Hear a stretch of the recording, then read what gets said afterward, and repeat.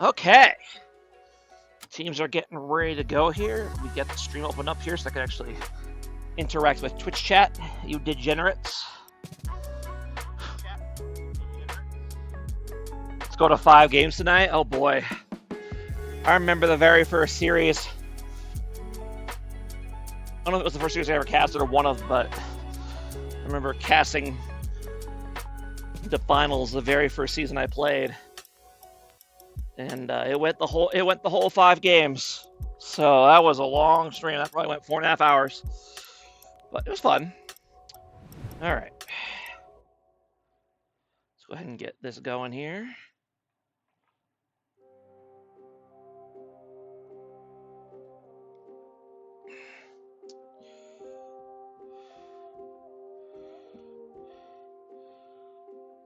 Okay.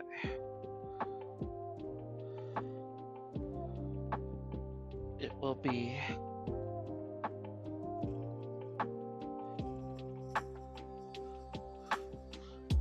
any mods in here? I'd like the Gamba. I mean, I can set up a prediction for you if you really want. Let me see if I can remember how to do it. I think it's here.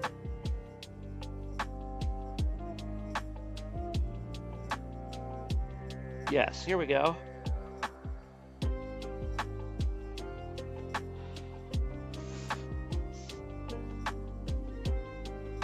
Now, what we could usually do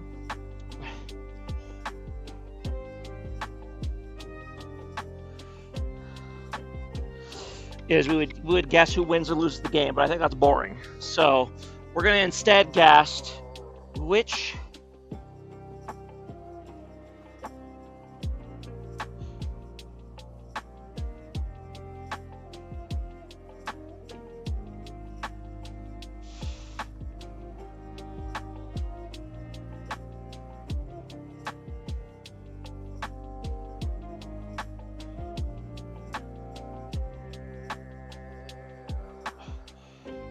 give you 10 minutes because we got time before the game will start. So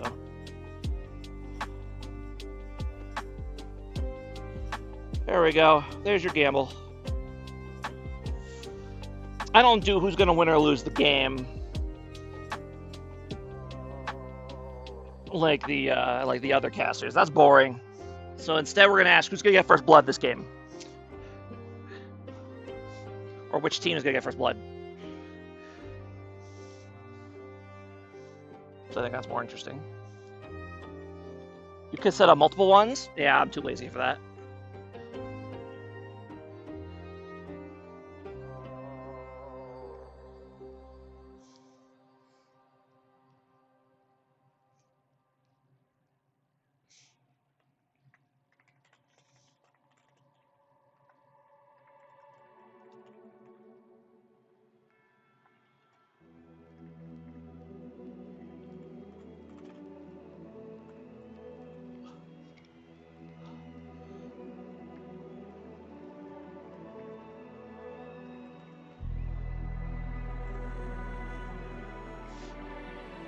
Alright, let me get in the casting booth here. What's up, Mr. Duba? I don't know if you can hear me. You ready to go for this this very exciting finals? You have to be cake biased, by the way. We're gonna good cop, bad cop this. We're gonna good cop, bad cop? That is how which one's which. How does that work on a cast? So you're cake biased, so you're the good cop for cake, and I'm the good cop for Little Big Legends. I see. So there's no bad cop. That's the secret. I see. Well, the bad cop's the good cop, but that sounds complicated. Besides, it's also yeah, gonna be hard most things in life are. I have to bad cop Lynch Draco on Cake because he's my protege. So. Oh fuck! My plan has fallen asunder. Yeah, it's tough. No, but I'm excited. I think this is the best of the Light League. I think the right people won to get to the finals. So. There you go. Yep, no real upsets in playoffs. for them. So the 2 top teams made it. So, and they It's had like a close how- one last time. So we'll see how they do. You're in the best of 5. I really want to see some bullshit picks top lane though. I would love to see some stupid shit up there. I mean, it is a best of 5. You might see some weird stuff if the series goes Best long of enough. 5 with Zesty Queso and Lynch Draco. If I don't see some weird stuff, I'm unhappy. Yeah, no, I know that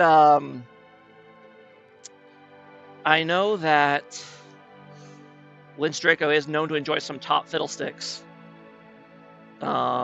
So maybe we'll see that at some point. Plus, he might convince his team to let him troll by playing Riven. So I actually had to play against Zesty Queso twice in this season, and he played for my team, which is really interesting. that's tough. My final game of the season, he subs in for the top laner and destroys me. Unlucky.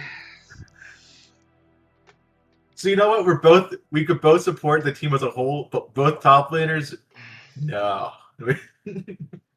That is a grudge there.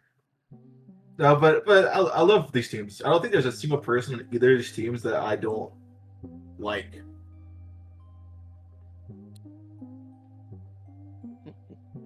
Yeah, for sure. I think, okay, here we go. I think they're finally ready to get going for the draft here. Yep, here they go. They're in on the bans. Imp could have been here. I mean, if you go back far enough, any team could have been here. Even teams that didn't register for the league at all, if they had just gotten in on time, you know? I mean, all they had to do was win 3 games, so. Yep, there could have been a team ass that could have been competed, and they could have been facing Team Tits in the finals, and it would have been the best Beer League finals ever. But do you really think Tits is getting that far? Well, I mean, With if all we're talking about hypotheticals, I'm just saying. No, there was I was reading about this earlier today. It's just totally unrelated, but there was a British soccer club, I guess, and they were like English Premier League or whatever.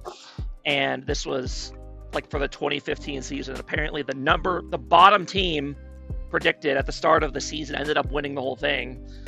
And were they like a promotion team though? So that it's just hard to. No, they barely just didn't get relegated the season before. So people expected them to get relegated that season. So the odds makers gave them 5,000 to 1 odds to win the championship, and they ended up doing it. So you a bet for that. So anything's possible. 10 years ago, you should have put a ban on that. You would have made crazy money. Right? Give me the 5,000 to 1 odds. You just put in $100. Bam. Using my time machine to go back and bet on a Premier League game. Hell yeah. Drop me a hashtag screen share. Oh yeah, sorry, I forgot I haven't given you that yet. Let me.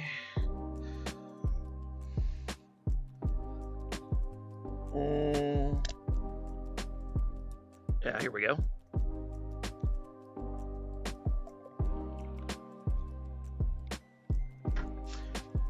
And Team WWW, and that is what I will be calling them this season or this series because I have been calling them Team 6V all season. And I had some complaints about that, but I told them it was just too hard to say. But if they made it to the finals, I would give in and call them Team WWW. So now here they are. Dr. Mundo's second pick is a little overzealous. Well, it's a little bit less zealous than it used to be because you could just flex a jungle if you don't like the matchup. So yeah. Also, I don't know what the support plays, but the Zyra over Seraphine is a champion. Yeah, that is a choice for sure. The up's not to go for the. I would like to see a very hard poke support here, just so they have no new information. Oh, definitely. We'll see. Like Caitlyn Karma, Caitlyn Nami, something like that. I would actually love to see Caitlyn Karma. God damn it. I don't mind Caitlyn. It's alright. It's alright. It's alright. You just have to proc the Q the mantra, not mantra. What is it called? What is it called? I know this. I play this champion. Power chord. Yeah, power. You hit the power chord Q auto reset. That's all your burst. There you go. And yeah, I remember it, man. This was the OG OP Ashe lane, the Ashe Zyra Pro lane, like 12 years ago. Honestly, call me crazy. At this point, put the Zyra jungle. You could. I don't know where I guess you'd put a Mumu support, right? But a Mumu support isn't great, but you could just destroy this Sona Caitlyn because they just do nothing. that would be. Just their earliest use did nothing. That is an interesting idea. You definitely would win the all-in, I think, for sure, if you can land both Qs. So, especially the protoplasm, it makes it a little bit better. Yeah, for sure. And like the Zeke changes, banal pipes. It's not the best. It's a fringe pivot, but yeah. I do really, at least from what I've seen so far, I do like the Mundo pick. I think Mundo's good against all three of those champions so far. Dude, so I'd actually love like a Jin Zhao RFI here. Well, we'll see.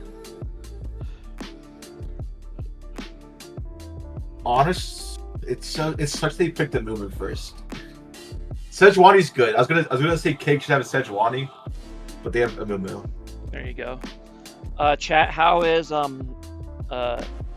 Duba's volume, by the way? I turned him down a little bit. I think he should be good, but let me know if he's too quiet or too loud.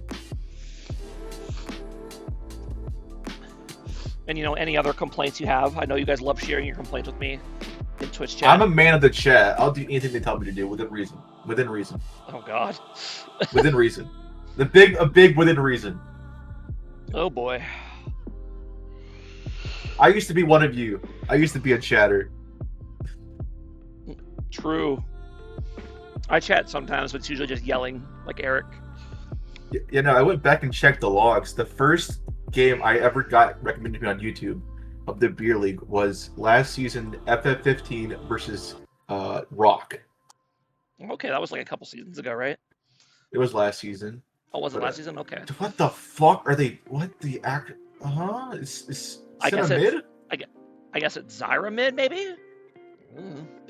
But Ashton is actually useless. True. Yeah, I'm a little confused about everything going on here. It just has to be Cinna mid, right?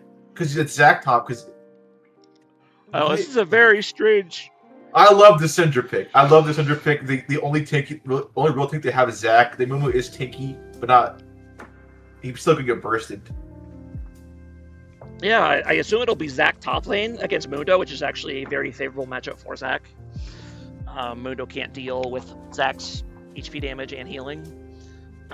Very not a matchup you see very often, but it is very, very Zac favored.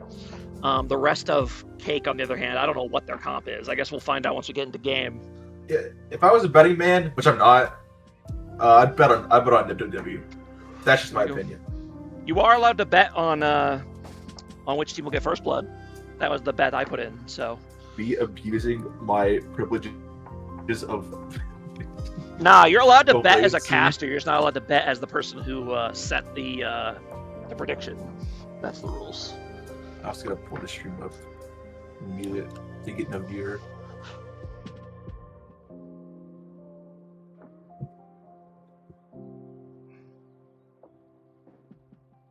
They love to take their time and ban phase even though it's done. Right? You think it'd be faster because you already did it. Dude, when we were doing drafts, I would wait till the last second. We were picking two. I would pick two champions instantly. Yeah, right. My idea was they had less time to react. I don't think it helped us. We only won 2 games. Yeah, for sure. No, then you need one person on your team to do each ban, and people love not paying attention. So that's usually. Yeah, I mean, imagine if your captain did that. Like what would they? That guy should get fired, right? Oh, definitely, 100%. Like it's just unforgivable. Just get him off the team. Mm-hmm. Can you imagine? Especially if he did it twice. Yeah, and imagine if you running draft, you just forget to ban. You don't ban something in time. What if it happened so much, and he also forgot what champions he banned once you get to the client? Yeah, that would be crazy. Thankfully, that's never happened. So. Yeah, if that ever happened, I think the beer league would be in shambles. Yeah, definitely. Why did I just read autofill 6-7 XD? Mhm. That's the best we have.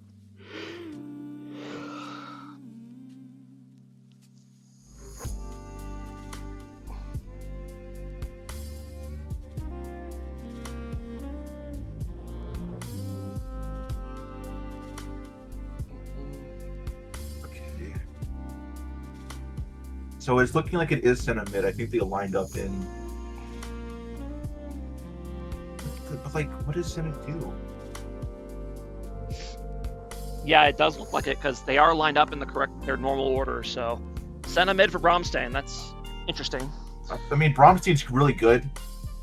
So there's always that. I think that's probably the best mid laner in the light league. But Bromstein also does this thing sometimes where they decide to do a little trolling. True. Nanya, fun fact, did you know that one of our teammates is actually on one of these teams as a sub? Do you know which one? It's actually probably pretty easy to figure out if you think about it a little bit.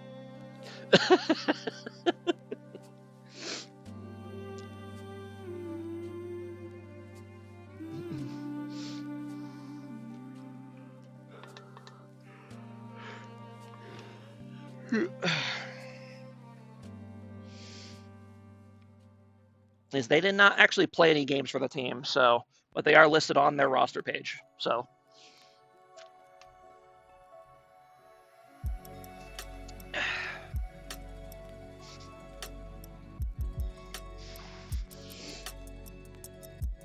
Kat, did you know that if you have Amazon Prime, you get a free sub every month? true. You could check right now if you have an Amazon Prime sub and use it for the beer league. True, good thinking. Let's see if I have mine right now. Oh, mine comes back up on the 11th. All right, speaking of, while we're waiting for the thingy here, we'll go over and do our Lodal here real quick, because why not? We'll pick a champion randomly from this game. Let's go with Syndra.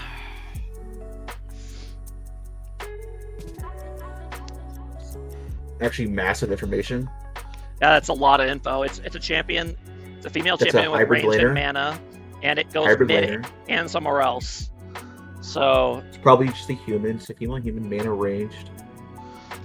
let's see what champions go mid and another lane. Is it Talia? Could be Talia. Yeah, let's see. Well, please Canoe. I'm Steve. Oh no, it couldn't be Talia because it was earlier. So plus she's only mid as well. So this is an earlier champion. Annie. You don't have her Lux? at jungle? Lux, that's a good guess. Let's try that. It was closer. Heart Demacia? What the? This is an interesting champion. It looks like a release champion too. I think Or the close Annie to it. guess is pretty good because Annie. Is Annie Demacia? Yeah, she's a Black Rose. Okay. Oh, So I thought no, she it's was. not that. How much time do we have left? We got a minute. My headset died. What other I don't even know what other champions are there that go middle and support that are early champions. Ari? Ari's not. Ari's not Demacia. She's only Ionian. She's not release either. Oh god. Oh, it's a mana champion. It's not Katarina. Well, we also know it's middle. We know it's mid support. Yeah, I have no idea what champion this is. We're gonna figure it out, and we're gonna play like bozos. I know it's not Is it this. Morgana? Oh, it probably is Morgana. That's a good guess. Yeah, because it's part Demacia, You, right? Aren't you the Morgana guy? I am indeed. I didn't realize she was played middle enough to get shown up as a mid laner in the chat, in the thing here. I'm She's also a surprised. jungler. I don't know why she doesn't have 3. Yeah. The rest of those do make sense, though, so there you go. I'm surprised they gave her Targon as well, because they usually don't do Well, that. she's an aspect. So they Yeah. have to. Aspect Hube. Oh, yeah, I didn't see that part. Okay. Aspect. Yeah, there Well, we go. technically, she didn't go to Targon. Her mom's from Targon. It's the whole thing. Yeah, like, usually they don't consider her a Targon champion, but, like, for that kind of stuff, they consider it they consider her a Demacia champion for, like, like the like when you have to like pick a bunch of champions from the same region or whatever. They put her in Yeah, they put her in Demacia, not Targon, which is a little weird to me. But I mean, it's the same thing with Jaina, where Jaina is Shuriman, but she's almost always going to get put with Zon. yeah, it's a little bit misleading. Plus, I'm shocked she has enough mid play rate to show up in the mid section. So She's really strong. She was really strong pro play like a couple months ago. So yeah, I mean, I obviously play it, but I didn't know enough other people played it to make her appear there. So fake Morgana fan, true. I'm sorry. Sorry guys, my bad. Welcome to Summoner's Rift. 0 new doors items. Yeah, interesting. Minions have I feel like spawned. Ash or Caitlyn could have both justified the bow, but the I rest of think them the make Ash, sense. the Caitlyn, maybe not. The Caitlyn. I I don't know what the changes were. I haven't played some of a couple weeks, so I know that they buffed them. Yeah. Let's go ahead and do a rune check here. Conqueror on Zac is a little bit interesting, but it kind of makes sense. Electrocute on Syndra, go for the more aggressive setup. I like that. And then everything else looks pretty normal. So, well, Jungler's gonna start opposite sides this time around. Streamer mode and barely finals equals instant disqualification. Does Syndra not go Comet? Is that electrocute? Am I stupid? Syndra's I usually seem to go first strike, from what I've seen. You can go Comet. I've seen some go Airy for more harass. I mean, the new Comet seems really good on her. Probably, yeah. It's probably better than the old Comet was. That was a good Q auto reset right there for the Sona. Yeah. But I personally, when I play Syndra, I like Electrocute because I feel like you give up a lot of lane power if you don't have Electrocute. So, and First Strike does like nothing in lane, right? So. Yeah. I mean, the biggest thing is maybe even Airy because this Sid is just going to burn you to death. Yeah. I guess if you're gonna get against an ADC, going for burst trades is probably smarter. So, Electrocute kind of makes sense in that context. Another good power per Q auto. Yep. I'm giving this some love. They don't usually get this down there. Hell yeah.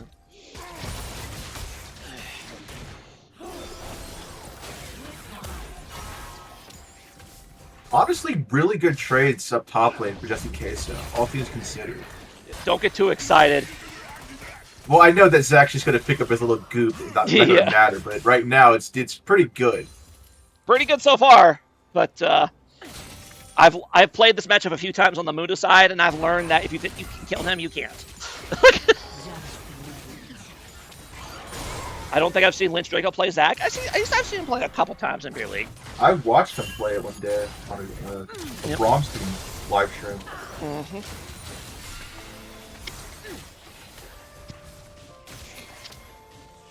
That's...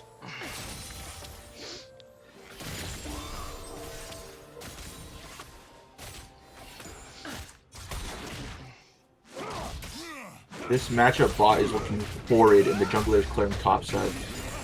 Yep. I mean, they're keep up in farm. That's what matters, right? So. Yeah, but I mean, like, that poke's about to get crazy. Yep. What is since we were talking about Morgana being listed as a mid laner, what is her mid lane play rate these days anyway? I don't know, probably like 20%, 30%. Of her total picks, you mean? Yeah, like. Okay. Yeah, I'm gonna look it up on my phone. Let's find out. I'm actually curious now.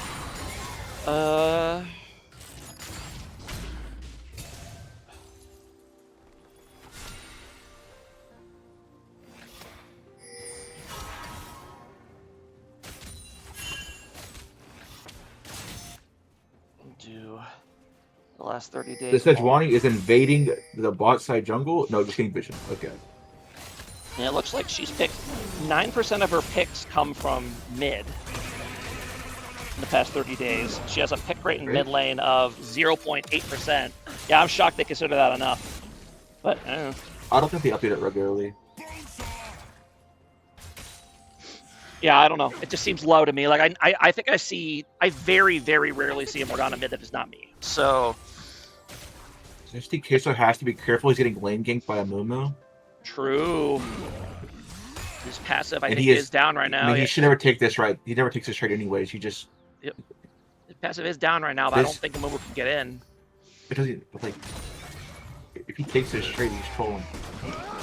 Can't see Morgana mid if you're playing it. I haven't been playing it that much. Really good. Get out. Yep. Yeah, that gank was never going to work, unfortunately.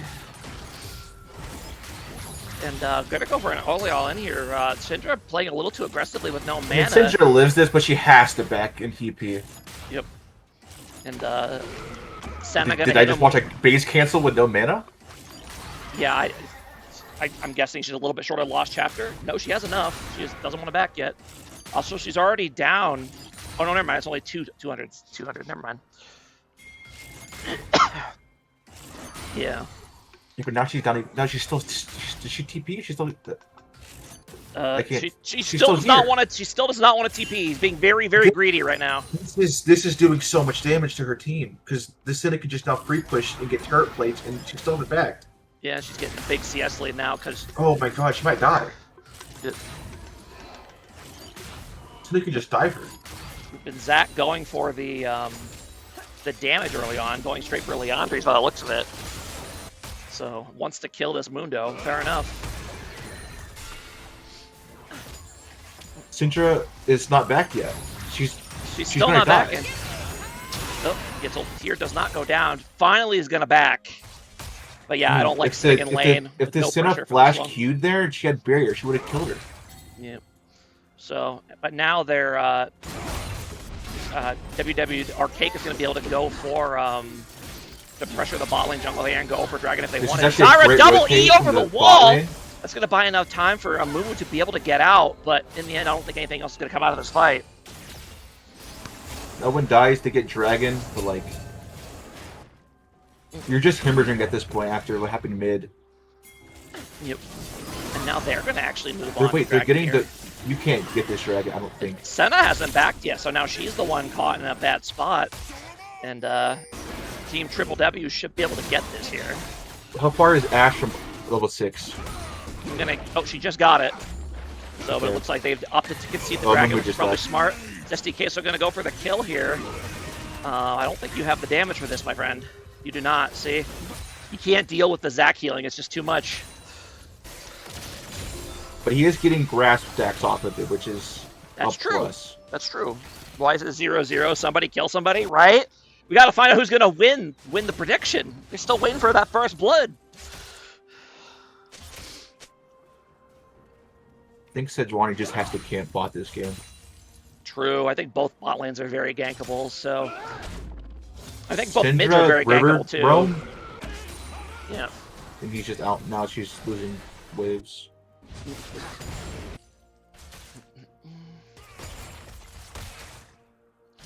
I'm a little surprised that Lynch Draco did not opt to go Ignite here on the Zac top, knowing he was against Mundo, but maybe, you know, want to just be a team player, make sure he had TP, but that's some pussy shit right there. Take that Ignite. I mean, if he didn't take TP, his team would have no TPs outside of the top lane quest, which is negligible at a certain point. I don't know, I think that's enough, to be honest. Plus, I think having Ignite has more value outside of laning phase than people give it credit for, but that's okay. Yeah. Mumu's going to go ahead and move on to Grubs here. He does take it very fast because he's a Mumu, but he is seen here. Although it looks like they might decide... Sejuani should just be running bot. Yeah, they just don't care that he's doing it. They're going to let him take him, no problem. You hate the first item Leandre's, really? You have to punish this by Sejuani. You have to just sprint bot lane. Apparently not. And that will be all three Grubs going on over to Cake. They have Ashe, great tower pusher. They have Senna, that's pretty solid tower pusher, and they have Zac, solid tower pusher. Engage coming in here on Sona, gets the CC chain on her. Not it takes too much damage before she's able to flash away, and that's going to be first blood going on over to Team Cake. So they win the prediction. So let me go ahead and give the people their money here. They're worthless channel points, but. Go ahead. I couldn't even bet. My chat doesn't work. Nope. one person betted on Cake, so congratulations, you win nothing. Did you imagine that guy lost? No one gets the channel points. Hell yeah, take your 20 channel points. Hell yeah, woo!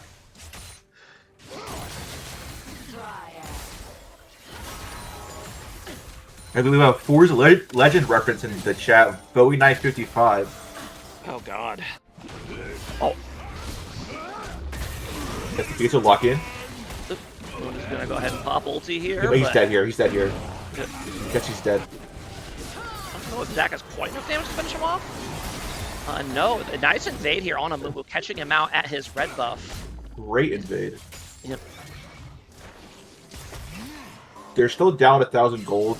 Oh, from they're that. going behind the tower on the Ashe as well. She walks Holy. right up to it. Very unfortunate. Wrong place at the wrong time. But she's going to end up going down here. Gets the ADC, becomes a victim. Many such cases there. And it went to the Syndra, who was behind from the earlier shenanigans. It was actually very good for them.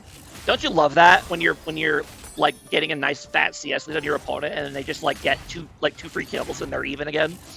It's my favorite. Syndicate round also. Yep. True.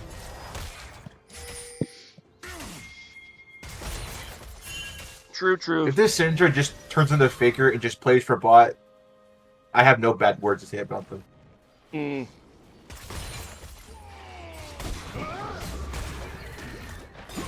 Pretty even trade so far.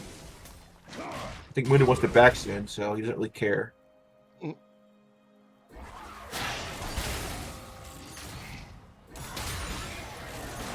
Now, the Black Cleaver interaction with Static Shift is nerfed, but I do think it is still strong enough to go.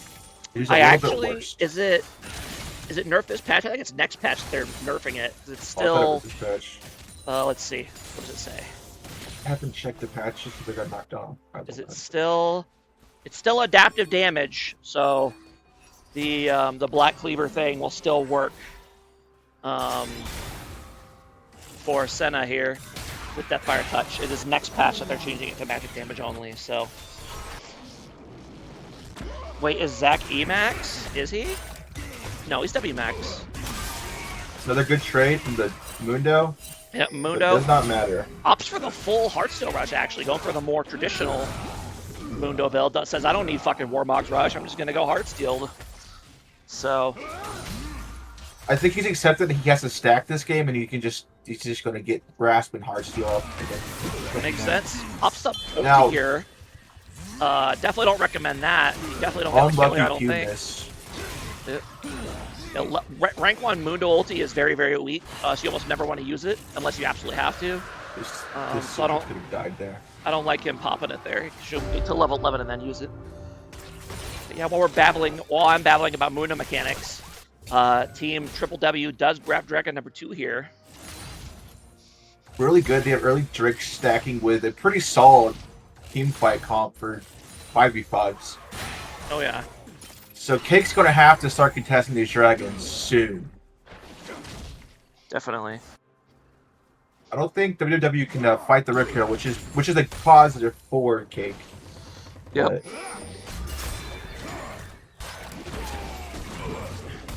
that's a E-able time. Solid catch. You get a flash. Oh, holy shit. Lock in. Syra Oh, got rid of it. is going to be able to get out. Amumu Ash Senna on trying the her back best. foot. Yeah, Ash trying to be a good teammate to help out, but should not have. Sometimes that happens. Yeah. This Mundo's got to stop missing these cues. Sorry, can't stay here. Even with the movement here.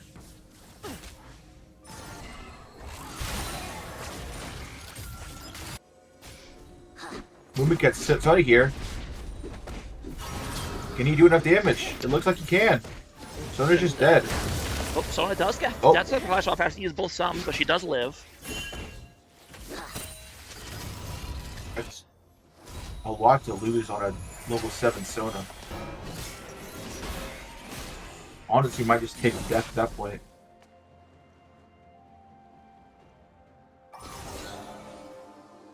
Pierce almost fully stacked. It almost has Diadem on next recall.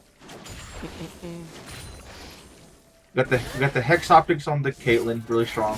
Hex Optics on the Ashe is just, it's like the best crit item. Double Leandries. I mean, they are Double against Heartsteel. they are against a team with a lot of hearts, with a lot of health. So I mean, I think they both picked the right call here. Really good from this Syndra. Yep.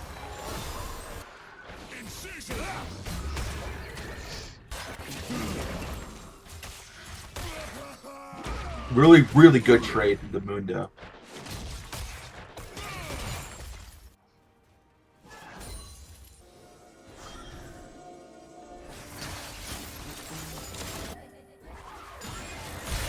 Amu's clearing down, Sejuani's clearing to top. You might be able to do something in the top lane because it's one gank from a kill.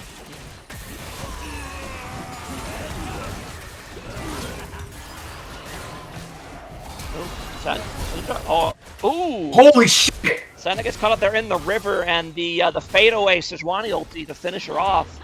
And the Mundo just says, I don't need a fucking jungler, I'm the GOAT. Yep. Yeah, it is nice that you have the damage, but no grievous wounds here for Zac, so... I mean, Zac gets up. What the fuck? Yep. The Not Mundo Zac with right out Heartsteel there. does do a lot more damage than Mundo with Warmogs, that's for sure. So if you're tanky enough, you can fight the fights. In an instant, WW just got so much gold lead Oh yeah, yep. on all the people they wanted, other than like their ADC, but like that's fine, it's Caitlyn. That's fine, ADCs don't matter, so...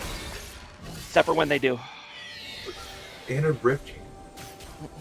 It's their game to lose right now.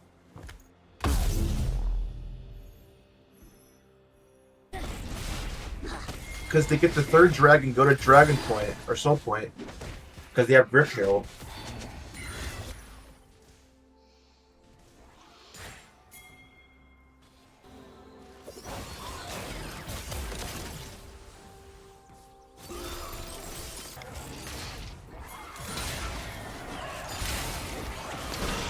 Gank coming in here around the mid lane. No splash for Syndra, so she should go down. Gonna try to turn, but doesn't quite have the damage. But now Syndra is here. She should be able to get Senna on the way out. Next W. And indeed she will. No, let me flail. Yep. This Sejuani is actually doing a lot. Yeah, she's been in the right place at the right time a lot this game, so. And, actually, yeah, no, never mind. I was gonna say they roll swap, but that's not true. I'm used to JW1 being top, but he's only top lane in Stout League, so it confuses my brain. But here he is the jungler. So another just solid trade from the Mundo. I think Zac is just in a situation. I mean, he gets out, but like, does he? Does Mundo die? Mundo dies. Oh no! Oh, they both go down. Tank combat.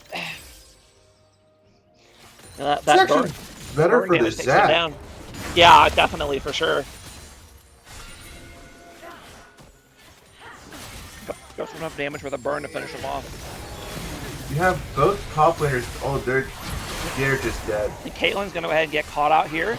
Luckily has cleanse and is able to use that to get out on time. And now over here on the side, Sona gets caught out here, and now they're trying to kite out the Sejuani here, which they successfully do, and force her to flee. I don't think they could fight this dragon. They heard people complaining about the lack of blood this game, and they turned it up since then. There's been you have to drop a lot of violence. Triple W going on for dragon number 3. Should be able to get it here without a contest. Dragon number 3.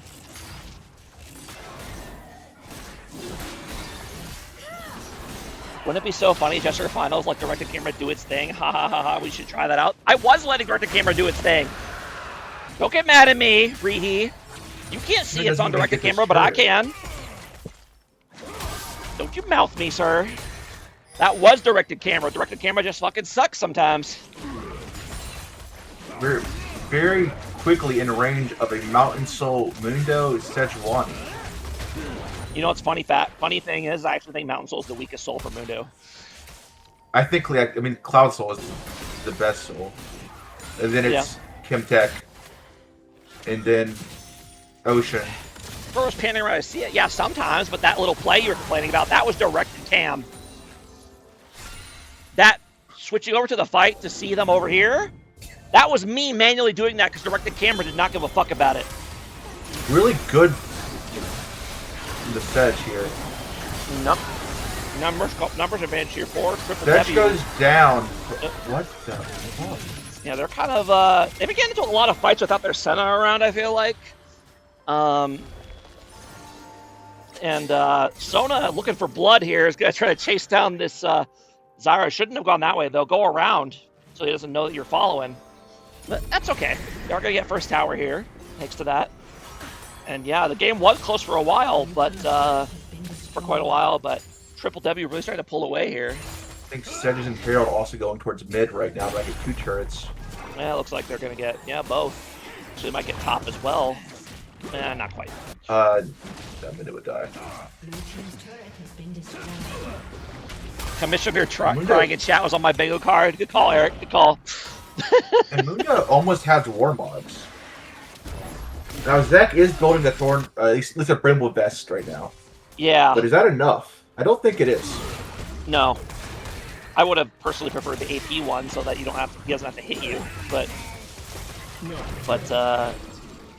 so far Zach's gonna go down again. Can Zach or Mundo finish off the kill here? Yeah, for sure. No. What? Look at that crazy healing. Zach's gonna go back in and he bounces out. I don't think he had to. I think he had that kill. He just kept going. He underestimated his own healing there. I mean, look at that. 238 healing per blob. You pick up, 4 blobs, and that's a Mundo ultimate. My God. And there you go. That's Zach healing. Now, Zach might be able to get this turret. Unless... Yeah, he does have some Sejuani on the back crystals on here.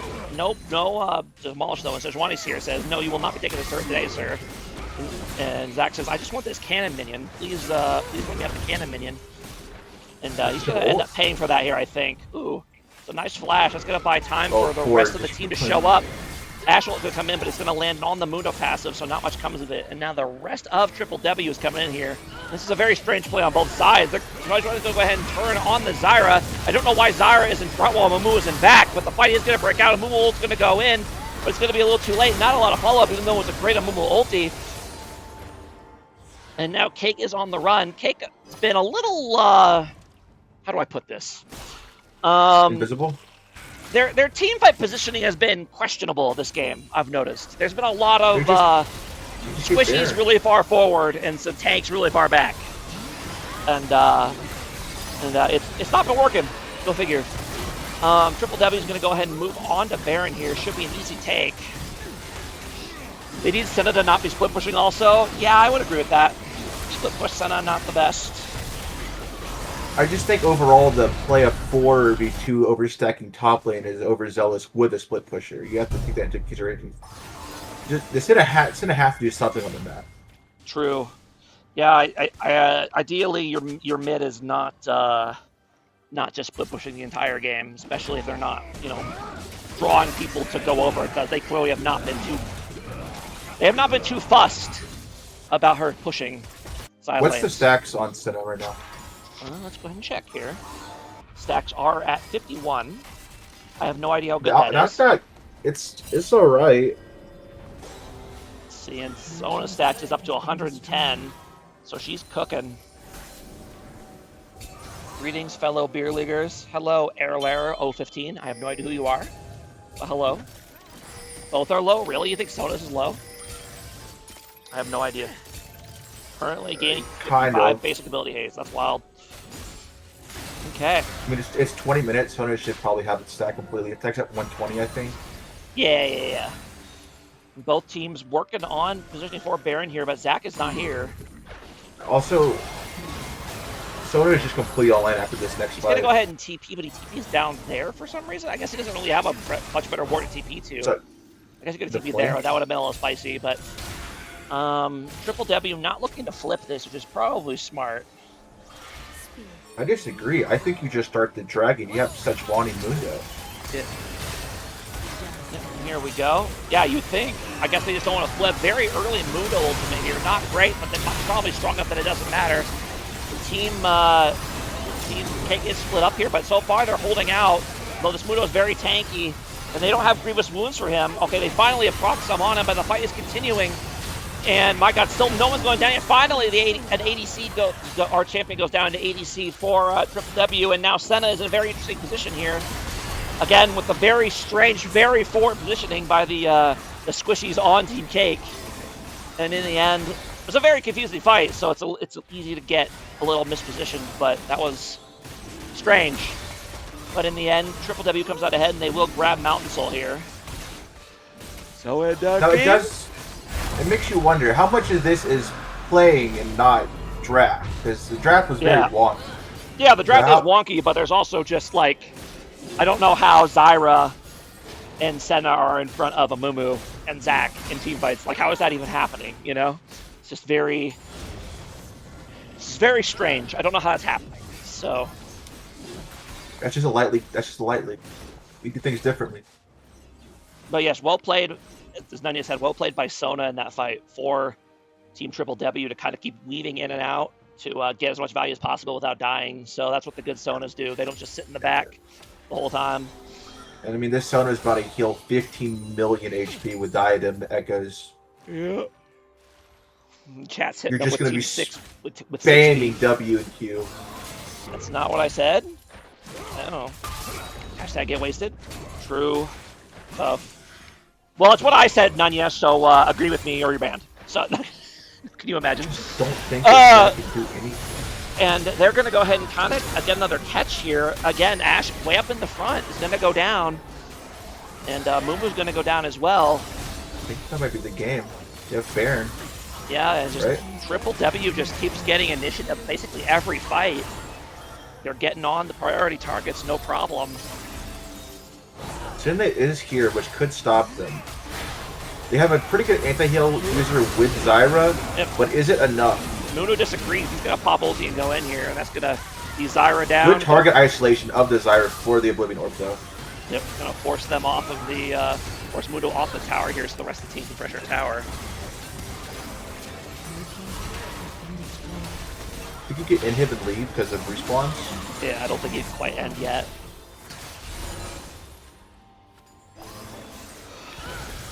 You could get top tier 3. Or tier 2, sorry. I think you just kind of pressure what you can as a team and chill until Baron's up and probably use that to try to end. Sedge is coming. Blue team's turret has been destroyed.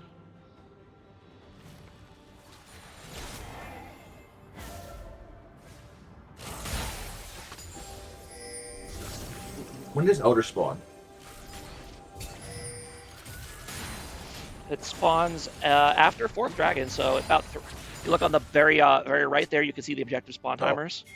So a little over 3 minutes.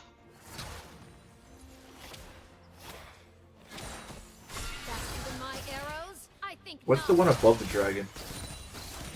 Blue buff. Oh, okay. I'm actually not sure which team's blue buff though. Let's see, does it show? Actually, it's the blue sentinel. Yeah, blue sentinel, like it's blue buff, but which blue buff? It's blue sides. Interesting. Because this one is, I guess this. That's very confusing. Okay. No, it's red side because east is to my right. Yeah, because red's respawn timer just started. They just got red buff, so yeah, I guess it is red sides. I don't know. That's very weird. I've never actually thought about that until right now. Ooh, nice snare here by Zyra. Pops the ulti, but no follow up. I mean, like it did nothing because of the Sona. The Sona just heals it all. Yep. That is the Sona scaling for you. You kind of just don't give a fuck about poke anymore. So, which is kind of nice. And she has infinite mana. Yeah, that too. And they're going to go ahead and grab Baron number 2 here, no problem.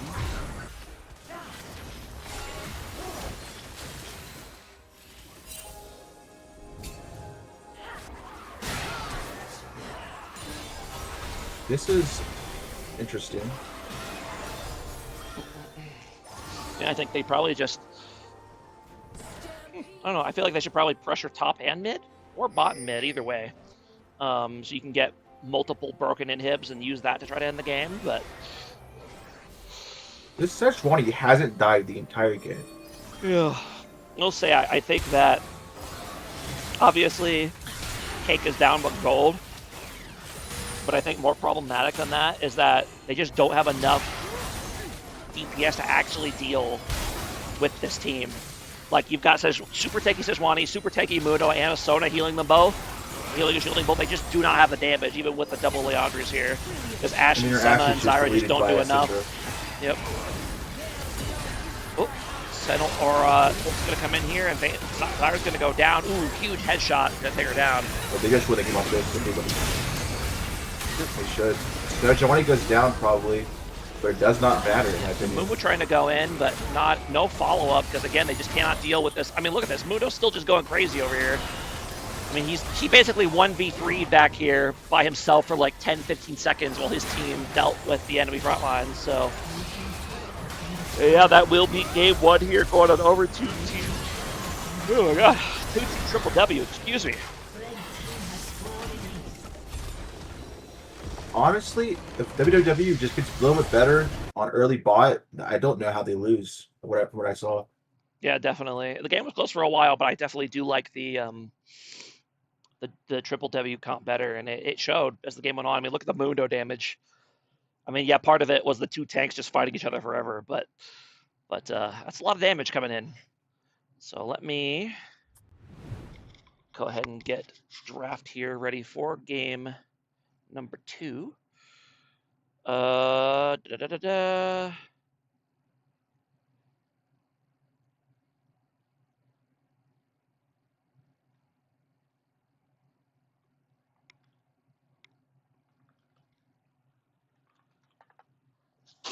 Okay, the teams are switching sides, as they like to do to make them do more work. All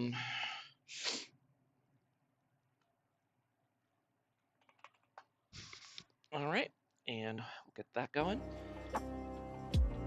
And we've told them that we are ready to go, so they will get going when they get going. And here they go. Oh, I didn't change the actual link. Yeah, hold on.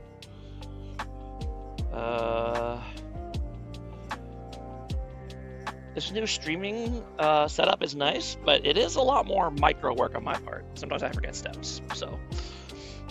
Yeah, I tried to get it set up, and I just gave up. I started using MS Paint to draw my own scenes. Yeah, no, there's like a preset thingy that CNMA should be able to give you, but he's too busy not doing his job to do that, so. I can't believe that guy. True. What do you pay him for? Exactly. Did you like my title card though for the Beer League Light Finals? You're what now? You see my art I made. Is it in the Discord? It's in the league chat. Here, let me see. You scroll up a little bit. Okay. That's an original piece.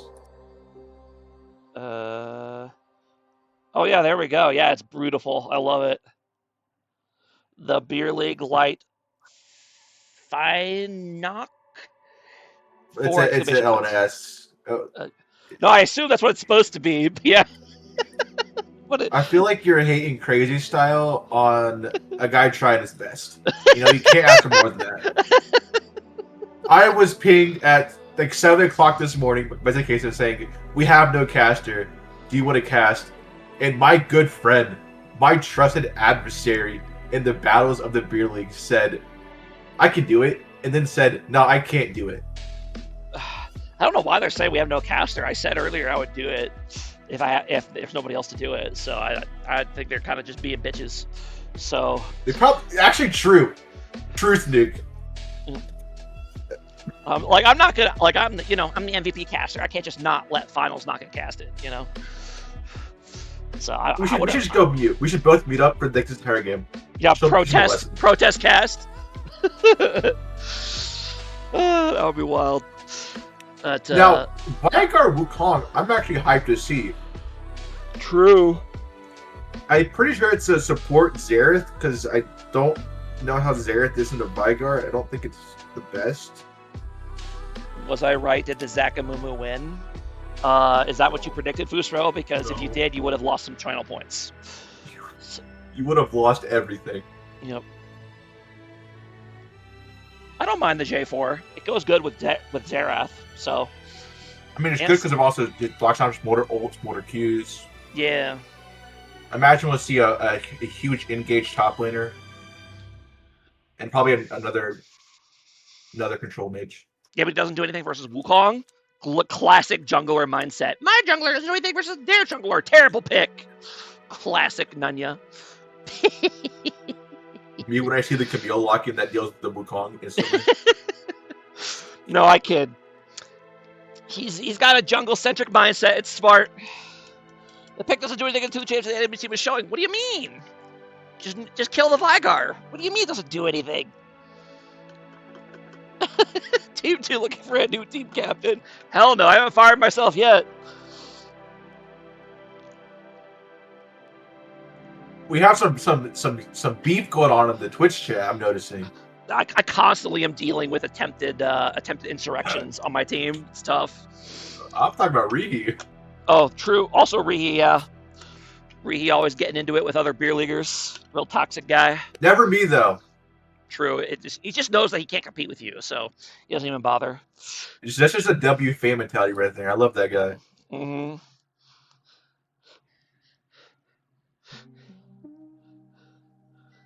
Honestly, based analysis. Classic Fusro agreeing with Rihi there Samira! to pour gasoline on. And yeah, Samira, interesting choice. I'm here for cake, but Especially I like it. paired It's with spicy. an Alistar. Yeah. I do. Well, guess what I've seen so far? I do like the Samira pick. So spicy. Rihi is a nice guy. People want comfortable lies, not uncomfortable truths. True. Settle down, Nanya. Too much truth. We're going to go with the blind pick Alawi here for Triple W. I actually really like this pick so far, even if it's blind, because a lot of cake has to go into you. So as long as you're not Also, getting one it's shot. zesty queso. True. It is also zesty queso. So, but as long as you're not getting one shot by Vygar, I really like the Alawi pick here. Janna, really good. It absolutely fucks Samira. True. It's a little odd synergy with Alawi, but consider it a backup plan in case that part doesn't work. The Sunfire has arrived. Thank you guys. I was feeling real sad. I didn't see a Sunfire last game. When I lose at League, it goes bad teammates. When I win, I carry bad teammates. These are the only truths of League. True. And then Garen last pick here for Cake. No surprise there. Garen, one of the few melee top laners that isn't that afraid of Alawi. Actually has kill pressure on her. So I like the pick here. It might be a little bit hard against the rest of the team, but I think getting through the Alawi has to be priority number one because it kind of enables the rest of your team if you're Cake. So Now, we're in a little down spell right now until the game starts. I just want to remind the chat that if you have Amazon Prime, which you probably do, every month you get a free sub with Amazon Prime. You can check right now and see if you have your Prime sub available. You don't have to give it to us. It just makes let's see if you have it. You know, and it doesn't even have to be your Amazon Prime. You know, it could be your wife's Prime, your wife's boyfriend's Prime, your mother's Prime. It doesn't matter. You know, just I'm sure somebody in your life gets has a Prime that you can use to give the 3 Bezos bucks on over to the beer league. You know, or if you're just generous for like $6, I think is what it is now. Exactly. Yeah, it's like $6. You could give the beer league like $3. I mean, like if you're just feeling that generous. See. Wife's boyfriend, gotta check with him. Exactly, dude. He's a nice guy. Don't talk bad on him. He treats your wife real good.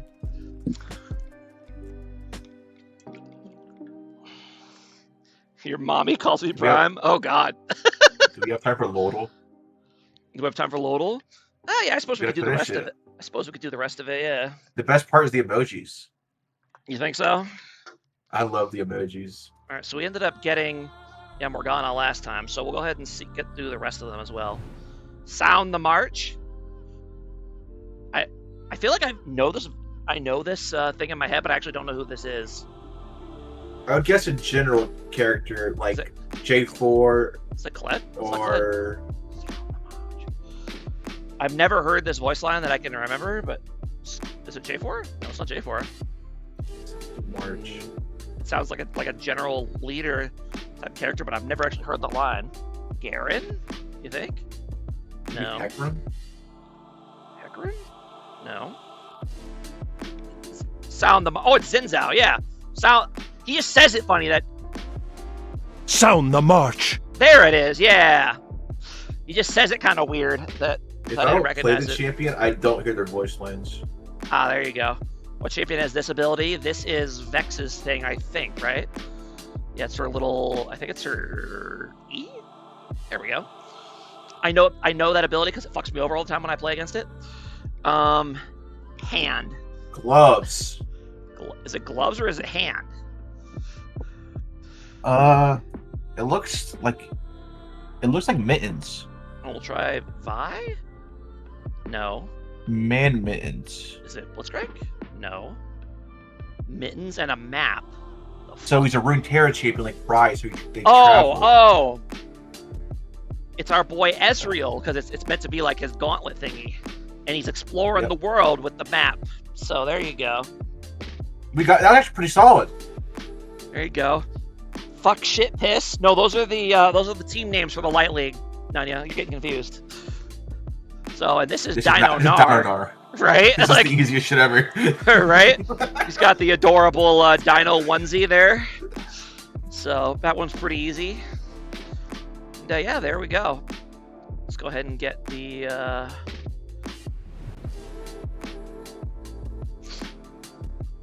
Have you been watching the NBA conference finals? No, I have not. I know people in Beer League have been cheering against the Thunder, so Yeah, some of them. the Thunder were like early season IQ. I see. They looked really, really good, but then they ruined it by being by choking. They may or may not be Lucker dogs. I see. I'm not saying IQ's a Lucker dog, by the way, Rihi. I'm not signing that. I'm not co-signing that. I'm just saying what the people are saying.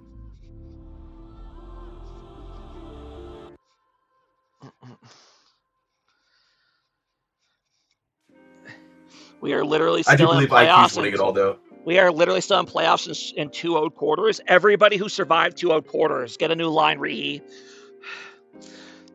We didn't get a single game 3 in all of the stout playoffs so far. Very disappointed in all of you. I will say, late season IQ are the Spurs, though. And Eric is Wimby. It's tough. Tough. We should actually raise that guy's points, by the way. True, definitely. So fucking funny. Right? Who's Wemby? Victor Wembanyama? It's the guy who's 7'6" Wembanyama. and he can shoot threes because life is unfair. He's Stephen Curry, but 7'6". It's fucked. It's evil. Raise his points. Yeah, raise Wemby's cost. Spurs 2 OP.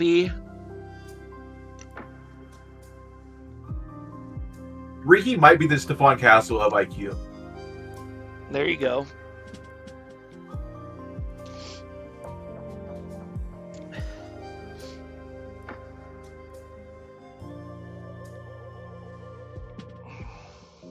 How is Ricky the Tim Duncan of a team? Tim Duncan's been retired for years. Maybe that's the joke, is that he's old and washed. The joke is Stephon Castle likes to give the ball to his teammates and the opponents. That's what I was saying. So I Ricky see. gets kills and a lot of deaths. It's the joke, pretty much. I see. I think that's more like Eric, though, to be honest. Yeah, but that isn't my argument, because I'm trying to hype up Eric. I see. Tim Duncan is the GOAT. True. True. I think LeBron James is the GOAT, but that's my opinion. Oh, God. You're going to start a fucking flame war in the Twitch chat. Well, my favorite player is DeAndre Ayton, so my opinion means fucking nothing. True. Can we ban Caress? Right? Can we work on that? I don't know. I haven't really followed the teams much in recent years. The last, I only really follow them when I'm playing 2K, and the last 2K I played was the one where the Lakers got AD Tim Duncan on is it. Eminem of basketball. He says he's your favorite player, his favorite player. That's funny. That is funny. Allen Iverson? Hell yeah. Now we're going retro. Don't go AI retro. Eric, nobody barely knows who Allen Iverson is. I'm That's why- 22. I know who Allen Iverson is. No, whenever I do, we talk about practice as a reference. Nobody knows what the fuck I'm talking I'm about. talking about practice. We talk about practice, Talk about the game. not the game that I love, that I pour my heart on every single day. Not the game. We talk about practice. I use that with my teammates. Exactly. So do I, but they never understand it. Like, they're like, "What the fuck are you talking about?" I'm like, "We talk about practice, man. Welcome to Summoner's Talk about practice. Talk about practice." I also like I'm the MVP speech. minions have I'm a little sad that moment did not occur in like the more modern era, because that would have been fucking crazy if that had happened, like in the era of like Twitter and stuff. Like that would have been wild, but that was like pre. Solid early trades from both top laners. True. Interesting start item here for Allowed going for the Doran's Helm. Honestly, it's not the worst, but isn't this not buff Doran's Helm? Or am I stupid? It is, yeah. It's just I interesting. mean, it's not the worst. It's definitely the weakest early item in terms of combat power. In terms of like laning power, because you're missing out so much stamina. Look at it. Yeah, a lot of pro players are going it right now because it's so much better later. True. If you can get away with it later, it's definitely good. But I mean, yeah. Unfortunately, Alawi's going to be getting her CS a little bit later as well, because she's already been forced out of the lane here, level 1. Well, to be fair, she was in that anyway, just Garen. Yeah, but I mean, Garen says you can't play the game. That's it. There's no like. true. Counter, Level 1 plan. Garen spin does crazy damage, for sure. For sure. Speaking of crazy damage here, let's do a bit of a rune check here. Comment for Vygar, it's a little bit interesting, but I think it's fine. And then everything else on Cake looks pretty normal, and then DFT on Smolder, which is correct. And then yeah, everything else looks pretty typical, so nothing strange Do you happening hear a here. fun fact about Zesty Queso? Sure.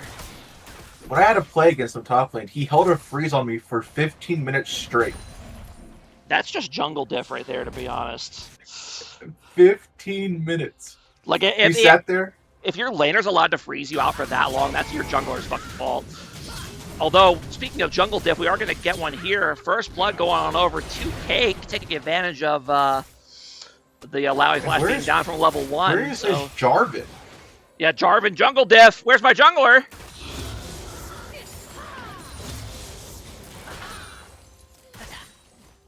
We got some ult chatting going on, trying to get into the head of Zesty Queso. I don't think it's going to work.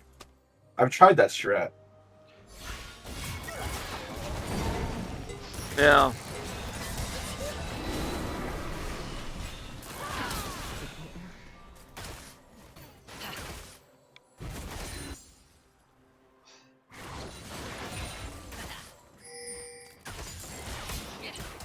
I think we should give Eric 5 bronze players, and he has to puppet them. Oh God. Sorry, I'm not gonna make a PPP joke, because that would be very mean. But I am gonna think it. But hey, I mean, they made the playoffs, so the puppeteering worked to a significant degree. So whatever. When we lost to PvP, I was pissed, by the way. Because I was looking at the teams, like, ranks and everything, and we got shit on. I was like, what the fuck happened, guys? There's some truth going on in the chat. If I'd be D1 if I was better at this game. That's just true. True.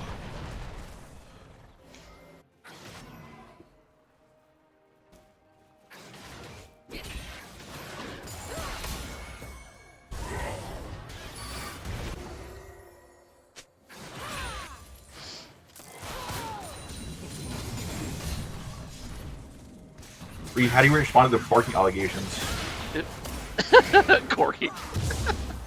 That's funny. Ugh. And this This is like a fine engage. They don't kill, but like There you take go. the back. Some nice damage there. Jaina needs to get the fuck out of here. She's like, nah, I got both sums. I'm good. You gotta get the fuck out of here, gang. Oh, God, Garen's going in. Oh, Nice flash, no. but I think he actually pulled himself out. no. If he had just flashed on Alawi, I think he just gets the kill here and walks out. But now he's going to have to try to run away here and hope that Myra can save him. But I don't think it's going to happen unless he pumps out crazy. I think they need to try to just turn on Zinzao here and hope that they can get the kill. Because you're not escaping. You just have to try to get a kill on the way out. But yeah, a little bit of a misplay there by Lich Draco. I think he could have just flashed on Alawi and killed her, and I think he could have turned with Vygar and killed J4 there, but Caster said wrong champ. Did I say Zin? J4, excuse me. You said Ziggs. Ziggs? Zin? Whatever. You did say Ziggs at some point. Hey, you know, I'm new to the game, okay? I'm learning. I'm sorry. He said Zin. Chat is saying I'm stupid and a fool, but I think I'm the smart one and they're the stupid and the fool. Yep.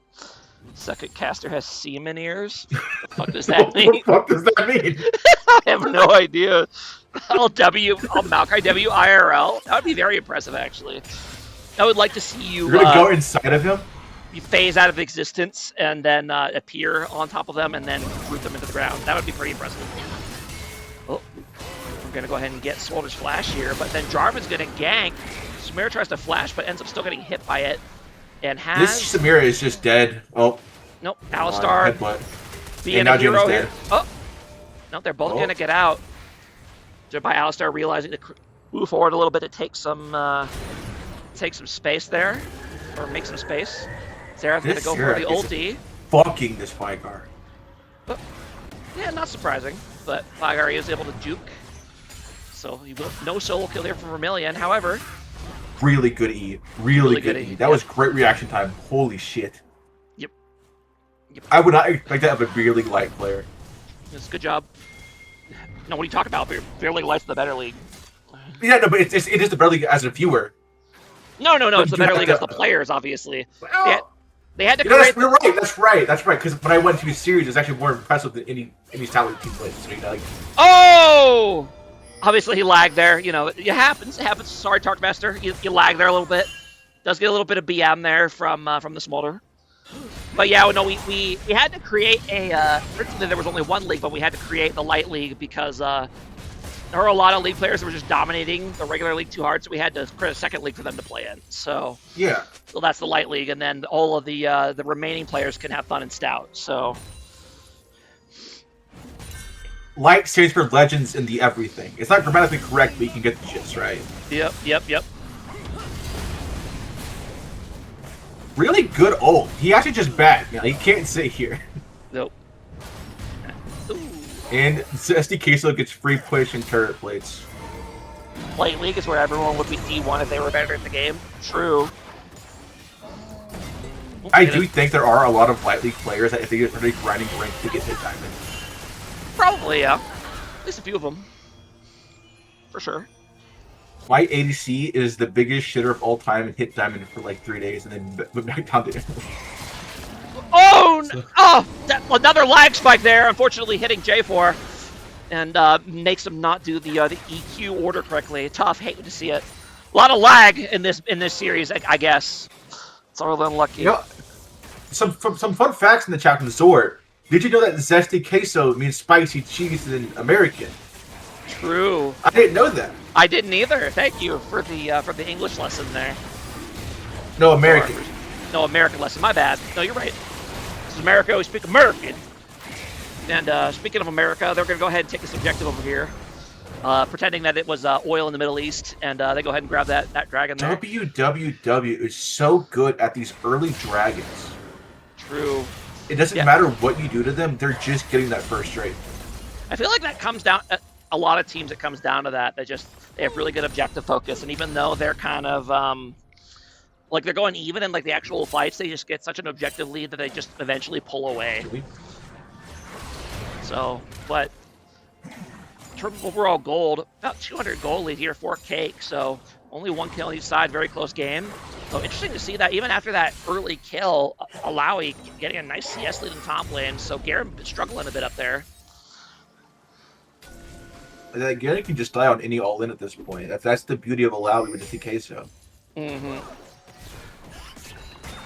Just a good W to block the Q. Forgot the 40 first.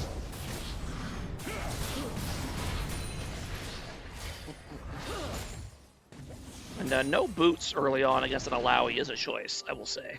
Because, yeah, even if you do a lot of damage, you can't outmaneuver this Alawi because she has steel caps and you don't have any boots. So, might need to flame lynch her for a little bit after this game. Don't build boots, you should build like at least some the tier, resistance. At least the tier 1 boots, you know? Like, going long swords and daggers is not going to get you a better lane.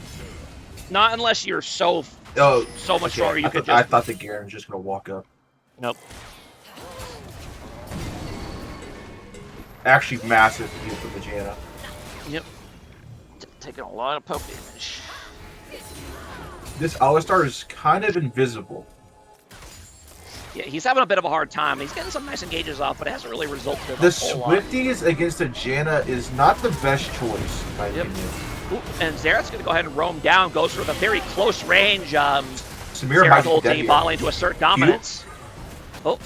They're going to force him to back off, but now they really want to watch top lane when there's stuff happening bot lane. Thank you, directed camera. All right, and now we're going to go back to the bot lane. No. Seraph saved by God. Yep. Okay. Directed cam, we don't care about this. Watch it over here. Thank you. Just a handshake, everybody backs. Yep. This Janna pick is the most base thing in the game. Our top laner is our dive. Oh! Oh my god. That was interesting. What the fuck I mean, happened? Garrett still has ulti. If he can get in ulti range, I think he just kills her. But he does have a little bit of a hard time doing that because, you know, slow. But that was a wild play. I did see the Alawi 500 meters behind the enemy turret and the Garen just running away, so I don't know what happened there, but that was interesting. Yeah, for sure. And if I'm Garen, I'm fucking screaming at my jungler right now. Help me! The tentacle lady, she's low. Come kill her, please. Thank you. Who's gonna get a plate here? Yeah, should get at least a couple plates. So, partial win. He'll take it. You need to go ahead and get his... Puck denied the full wave, which is really good. Gets top lane quest. Yep, should be able to get his stride breaker here, I think. I do too. 700, 950, 1200. Yeah, he's got enough, so. I really like this Xerath pick. Because the biggest problem with Vermilion last game was just playing early. Once they got out of the early lane, they were beautiful. Yeah. As long as they're not getting hard engaged on, the Xerath pick should have high value. Like too hard, they should have high. The Xerath pick should have high value. So, oh, Lynch Breaker's gonna go in. Pop Stride Breaker. He's going in. I think he loses this. I don't think he needed to back off. He already missed E. He doesn't have ulti. Get in there, boy. Come on. Lock him up. I'm gonna have to yell at my boy after this game. I'm disappointed. But that's okay. Doesn't matter. I will PM him after the game. Be like, boy, what you doing? We're gonna get another Xerath ulti to gank the bot lane. From the But Vigar's gonna go ahead and cut him off here, and now Xerath's gonna have to do some fancy feet moves to get away from here. Really good, really good, really good. W on this. Oh, whoa! Holy shit! Very aggressive play there by the Samira, but not quite enough to get the kill. And we're gonna get a little bit of more BM here by the Smolder. You're hitting with the question mark. And then right now here in the top lane, kind of catches out Jarvan, looking to clear wards, and that's good. Ooh, nice flash, double knockup, and then another double knockup, but not able to get any of his teams in range, but it's not going to be enough. They are going to go ahead and grab two of them there.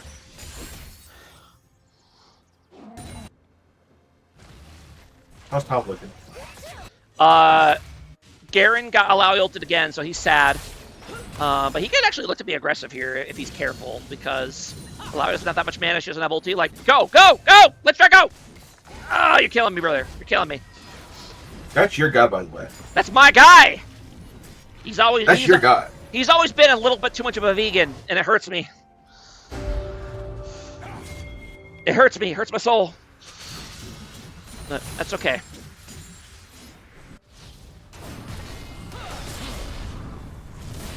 And he's gonna get forced out of lane here. How are we doing for first tower? Has anyone gotten it yet? No. He's probably gonna get it here top lane though, unless Garen TP's back. Everywhere else, it's actually not even close. So TP has ignited. yep, and he's just gonna stay. So actually, I don't mind that. Garen has a lot of obviously has a lot of regen. So Well, he ults back up. yeah. This mirror can't be doing this. This mirror can't do that. She should have died there. In terms of overall gold here, about 1k gold here for Cake. Much slower game this time around. Only 5 kills so far. Wukong does have his Triforce, so he's going to be very scary in any upcoming fights here. We got the Doran's Helm sail for the top lane. I don't like that. That kind of eliminates the whole point of going Doran's Helm. Yeah, I don't think any Doran items should be sold before at least your third item. Yeah, I don't like it. I do like Huge. this gank, though. That's going to Holy be a shit. kill here on the Vigar. Yeah, Maybe Jarvan it's- looked like he didn't do anything against that champion, right, Nunya? Yeah. Got him!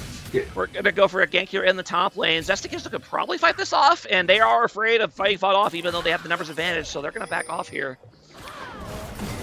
Vigar think misplays this- equals I'm this wrong, so Samira true. is- 2! Oh, it's Samira able to get ulti off here. Kind of gets pushed back, but not at quite the angle you want, but it ends up still working out. Or does it?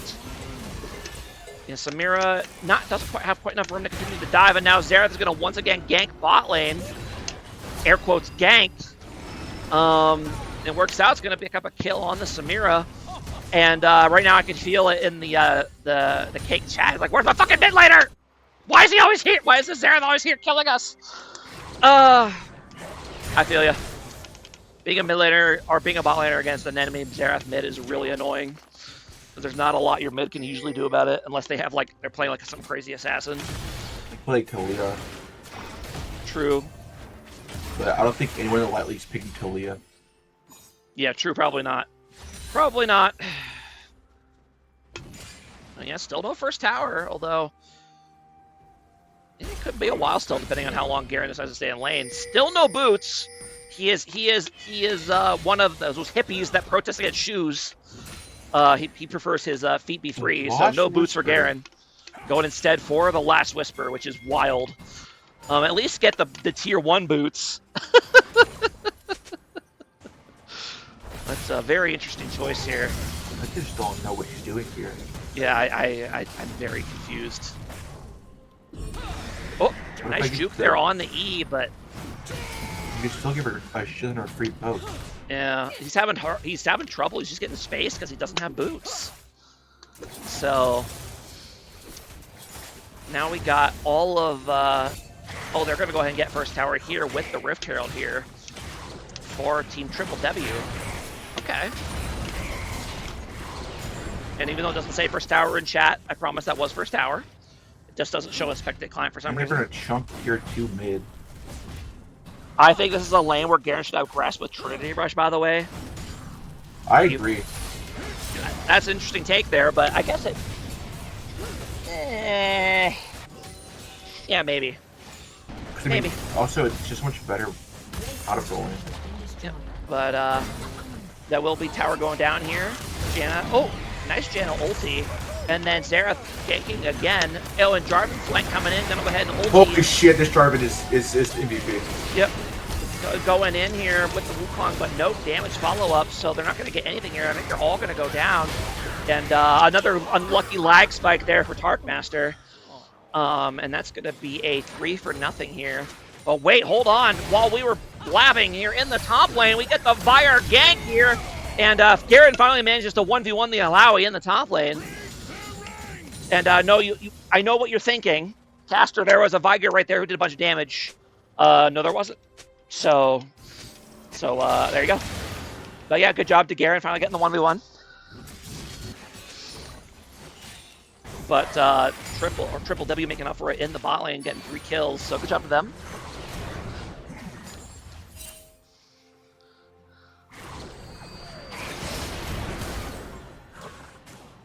really good placement of the prediction of his move.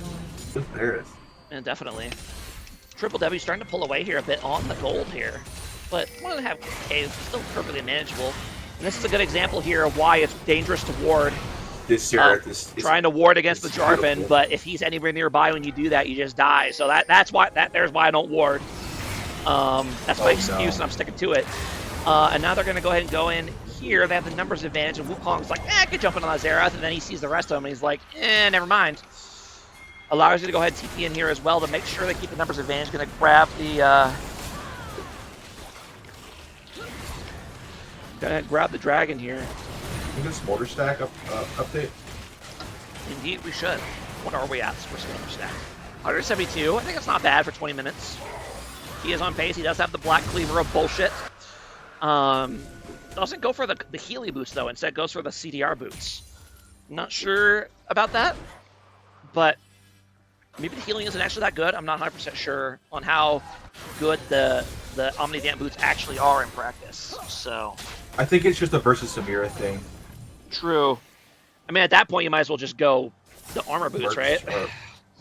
I think Merc should be the best just to boost the gold right now. The Vigor Cage is gonna make or break a team fight one of these times. Looking for a lane gank here with Wukong, but they're not walking anywhere up, which is smart. They don't have to. Smolder obviously has the range advantage here, and got his Janet to back him up. No reason to do anything funny. And I think they're aware that he's there. Yep, they don't see him explicitly, but I think they've sniffed it out, giving him a little more BM in chat. So, always respectable.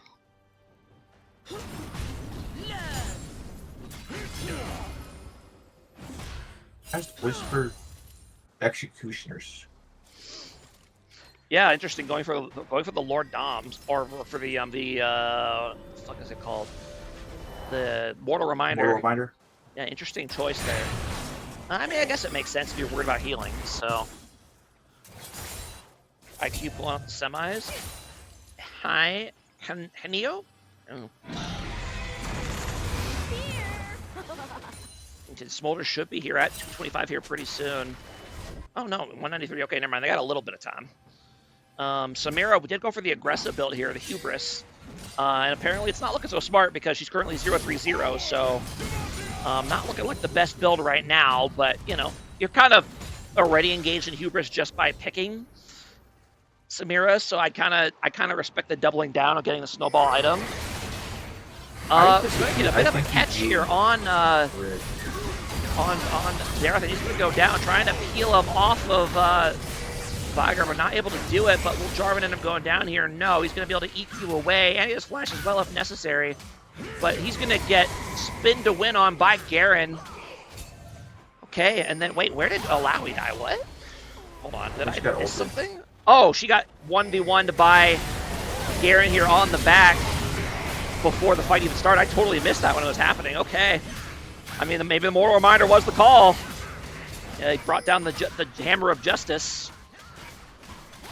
Another 1v1 by Garen. Holy, that one really was actually more of a 1v1 though.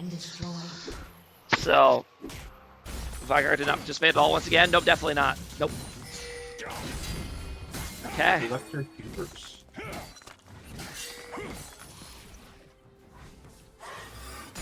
Look, I did say it was going to be good cop, bad cop. Or he did say that, and I'm being bad cop by lying to the public about what happened. So we do that all the time. Yeah, exactly. See, so you know, it's lying under oath. You know, that's a very bad cop behavior. So, speaking of bad cops, they're going to go ahead and attack this poor innocent Xerath, just minding his own business.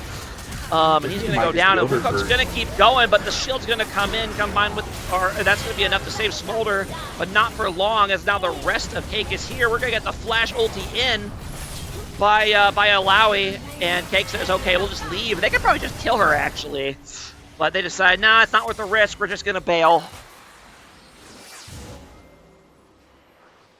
Honestly, I think Cake wins any fight. What the fuck? Fuck that little dragon, am I right, Ben? True. True, everyone hates Smolder. Killing a Smolder is very satisfying. For sure.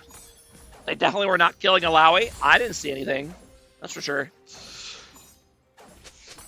I didn't see nothing. But yeah, in terms of goal lead, up to a 3K goal lead here for Cake. The recent fights have been working really well for them, and Garen especially. He's kind of been he's fostered a pretty nice lead for himself. 3K gold lead just for him over the Alawi. So maybe Garen can pop off and carry this game. He does have 3K gold in his pocket. I'm very interested to see what he decides to buy here with that money. Yeah, how do you kill this Garen? You click on him a lot with all your abilities. That's the main thing I would recommend. Also think he's with once again displaying the vegan behavior of not getting this tower for no reason. This Draco, you killing me, brother. Killing me. I wish Jubilee was casting.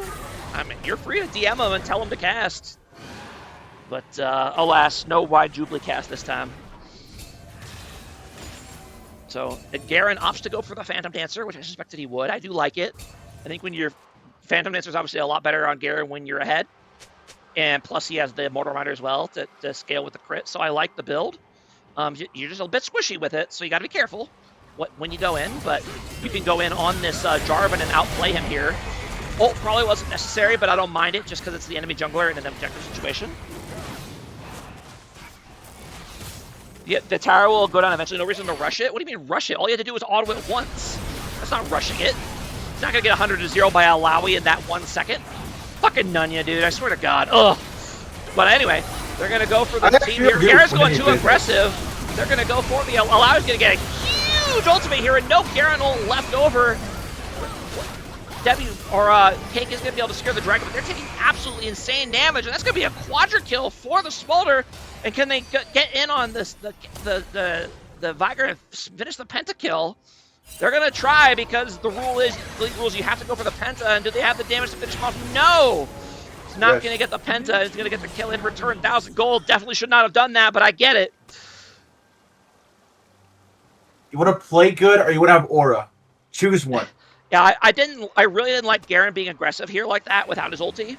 Because once he, Alawi just went for it. Once he turned on Alawi, he didn't have the ult to execute her. So if he did, that would have been completely different. But he did not.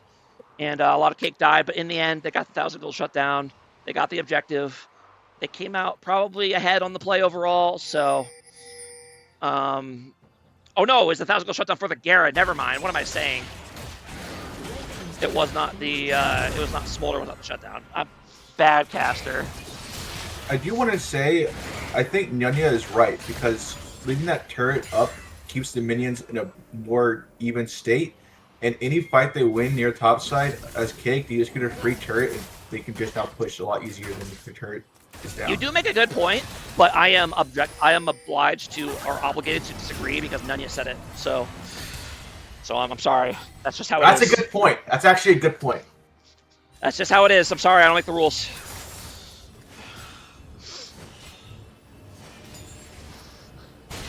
Slam is obligated to be wrong. True. Tough. See what I mean? You did hate one of my players' build, and they absolutely carried with it. My team is so disrespectful. It's wild. They're like, you do all the captain work, but we'll just disagree with your analysis all the time. So, I get it. I get it. Actually, that's not true. I don't do all the cap work anymore. I make them do some of it now, so. Whoa! Very aggressive attempted flash engage there by Alistar, but even if he had gotten it up, there really wasn't follow-up, so that was a little aggressive there by Darkmaster. We'll give him the benefit of the doubt and say that he lagged. He needs to get his wires checked. Oh, Garen is super... What the fuck? Okay, Garen, brother, what are you doing? This is your guy, by the way. This is my guy. What is he doing? This is your guy. I mean, he's up way too deep. He's separate from his team, and they just go in on him. Lindstricker, buddy, what are you doing? And so Lindstricker runs it down, and that's not great. So now, the strongest member of Cake is down, so now they have to try to play defense here against a potential Baron play, while also getting flanked here by the Alawi, who actually has a good flank. But Wukong's going to go in, and they're going to double spin to win with the Wukong and the Samira. Do they have enough damage to actually make it happen? Not so far, but Vigar is putting out a lot of damage. But not quite enough. Oh! Flash E by Xerath tried to go for the kill shot, but not quite able to get it. And Bromstein still has full mana, so he can keep being a menace here for a while. Probably could stop this Baron by himself. He still has ulti if they get a little too close. the Smolder just backed and bought Endless Hunter, so we're gonna see a lot of stuff to be happening. Yep. And you need to, dude. Don't leash it for him. You gotta be hitting them, not the Baron. And the Smolder's here. Yeah, Yep. Smolder's here, and they're that's scared. comes up. Well, they see the guarantee P. I guess that is one benefit of inting and dying early is that you respawn earlier. So there you It go. was tactical. That's tactical. There you go. See, it was a tactical int.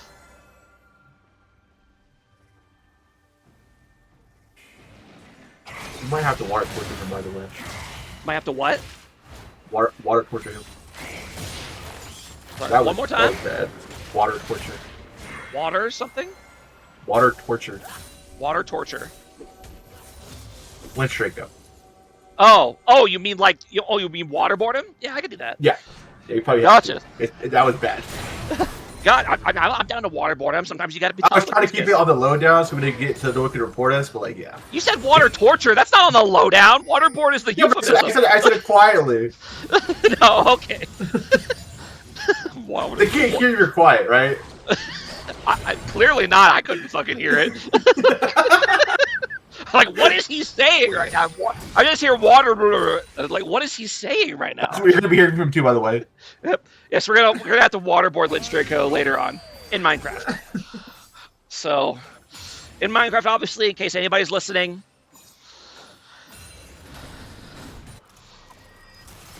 But yeah, overall game here about 1.5K gold lead here for Triple W, but you know that barely matters. I think the comp matters more, and definitely a little bit of an ADC diff in terms of overall effectiveness.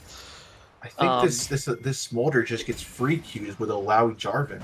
Yeah. Oh, Alawi here, very deep. Alawi's Buying time dead. for her team. They got to kill her fast though. Gonna go flash. Tries to flash ulti into the That's my guy. there, but goes ahead and gets executed there. I don't take this. Don't take this. Please don't take this. You guys have to know what's going on. Oh, and they're going in here. They're going to go ahead and get a very nice double Vigar cage, and now Jarvan's going to go ahead and get caught out here, and he's going to go down. Yes, he will. That's going to be a double kill for the Samira. It's a game. And good job here by Cake, taking advantage of some questionable team macro positioning here by Triple W. And now they're going to go for the Dragon. Can they see if they can secure it here? Jared's going to try his best to steal. Here we go, Smolder stack check. 329. That's going to be Dragon number 3 coming up here for... Oh, late W here. Definitely more lag here. But it's going to be able to get in range with the Starbreaker anyway, and that's going to be a very dead Xerath. And lost so much. And now that's going to be Baron as well here, I think. Baron really, and that top tier one you were hating, leave it open. They're not going to get that. It's still not going to get that, but... genuinely walking a turret on but it was really bad that Xerath just got her there because now he can't pressure them at all. That's going to be a free Baron here for Triple W or for Cake. Brick the Commissioners agreed. True. You know what they say about commissioners, don't you? It's that they're snakes, tyrants, and slave drivers. Especially Rihi.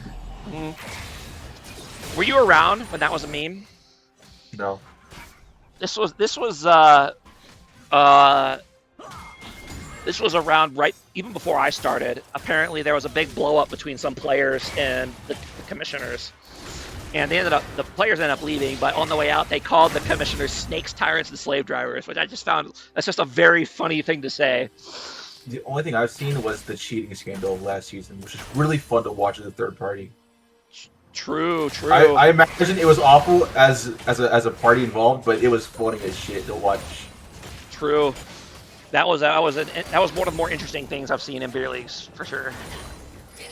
Those are the few things we have been unironically called. Have you been called any of those things unironically since you became a commissioner, Rihi?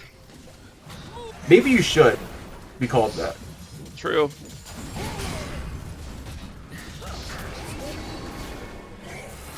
Yes, I was on the Curse Commission, so I was in that shit. Oh yeah, there you go. Hell yeah. Ooh, nice catch there by Vigar. Almost one-shots the Janna there. That combat damage actually coming in clutch. 2,000 damage from the I'm thinking the game is just over. Nah, it's light league. These players know how to do a comeback. So I'm not going to write them off yet. I've seen way crazier comebacks than this in beer league. especially with a smolder. All it takes is one bad team fight for Cake, and this game looks completely different. So Ben specifically got called a snake, but the rest of us were all of it. Damn, that's tough. So Bit is better than you, what the guy was saying. Yeah. Imagine only being a tyrant and a slave driver, but not getting to be a snake. That's tough. I also, the slave driver one is especially funny. Like, how does this being a slave driver work when you're a commissioner? Were you guys making them work? Were you putting them in the mines? I'm trying to imagine, was that happening with the commissioners back then? They were just putting the players in the salt mines? You would say, I have no availability this week, and they say, better find it. Yeah, right. Damn. Yeah, it sucked. Working on it. There you go. I see. Just getting some forced labor out of the beer league community. It's fair. Trying to get a pick here on Garen, but he is wisely playing back. He's smart.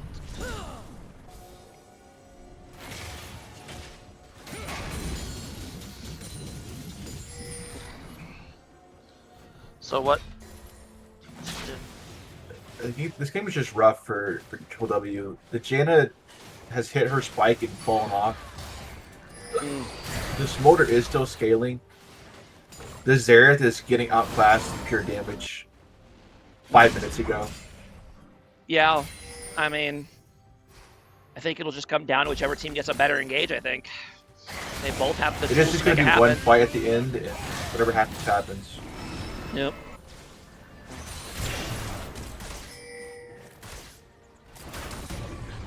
Is this a best of 7? If this was a best of 7... Fucking kill me, dude. Dude, I was doing the same thing. Fucking kill me if we ever do a best of 7 in beer league. Dude, how to take shifts? Dude, not even pros do best of 7. They're like 5 is enough. Like, World Finals doesn't even get 7 games. You want to be best of 7, you go play in the NBA. Best of 7 pisses me off. Yeah, right. It's just too much. It's just too much game. Yeah. At least you're not a like a pro RTS player. They do best of 9s, which is fucking wild to me. Yeah, but they're 1v1s, right? Yeah, but still, like an RTS match is way more intense than a league game. Who cares?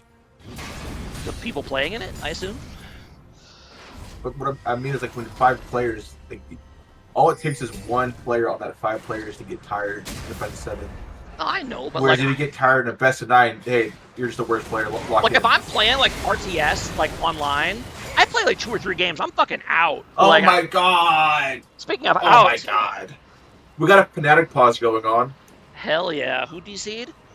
Peter DC, Sup DC. I guess that's the Janna. Peter, Pita. Special Game 7 rule full blind pick. That would be something. Can we implement best of 2s like the LEC used to have?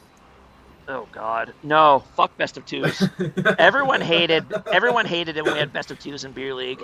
Why did you actually have best of 2s? I was joking. It's no, the we worst did. System ever. Our very the very first season I played was best of 2, and everyone hated it because maybe commissioners were tyrant snakes and slave drivers. Holy shit!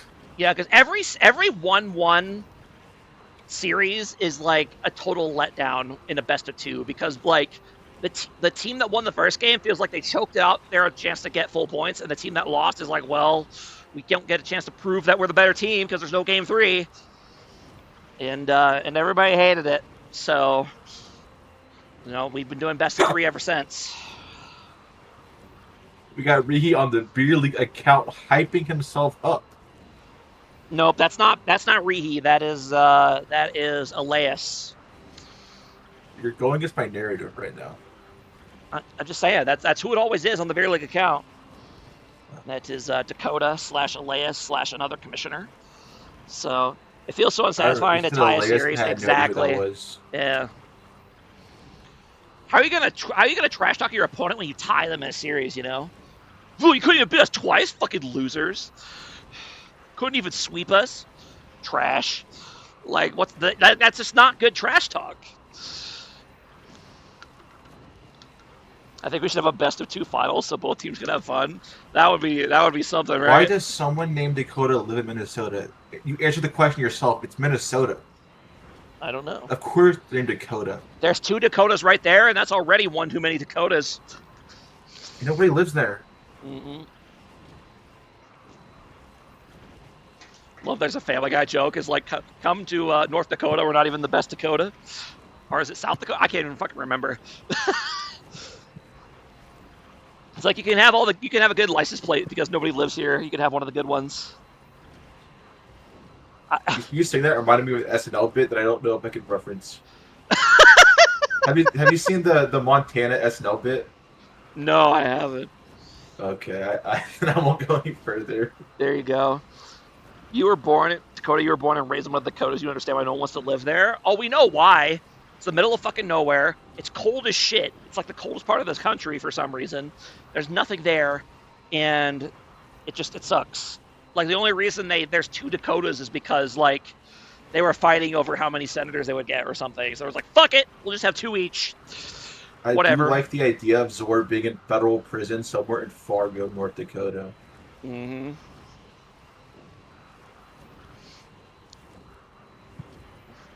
Like at least North Carolina and South Carolina kind of makes sense. Like there's enough going on there to kind of like differentiate them. Well, but 2 Dakotas. They were also original 13s. Exactly. It is funny how many of like the U.S. states were just kind of like, well, we got to put them somewhere. You got to call it something. Yeah, just I mean, once you get to the Midwest, they just gotta say fuck it. Draw a square on the map. Fuck it. Everything else is because they purchased the land like periodically. Once they got the Midwest and the West Coast, they bought it all at once, and so they said, "Fuck it, draw a line somewhere." Right, like all of the eastern states, they have like these really unique shapes and dimensions, and then like as you get further, the Mississippi River. Yep, and as you get further and further west, it's just like, yeah, whatever, who cares? And you get Texas can be weird, California can be weird, but the rest of them just make them normal variations of squares. Who cares? Even then, California is just like that because of the coast. Exactly. I mean, yeah, kinda. It's completely straight on the right side, and the left side is all curvy. Is it actually completely straight on the right side? Isn't it at an angle? I'm pretty sure. Isn't it at like it's not quite a right? I'm pretty sure it's at an angle. It's not quite at a right angle because it's like Nevada's next to it. So Nevada's like at an angle. I said I meant straight. I was like it's a straight like line. Oh yeah. It's like a straight line, but it's not like an old squiggly line like a lot of the eastern states are. Yeah. It does get a little funky down there near Arizona. Yeah. I will say that California used to be a lot more square shaped, but then there was a war with Mexico that happened, and we don't have to talk about exactly all the details, but California got Alamo or something. California got a lot longer, let's say. So, plus where I live, that used to be part of Mexico, and now it is not. So tough.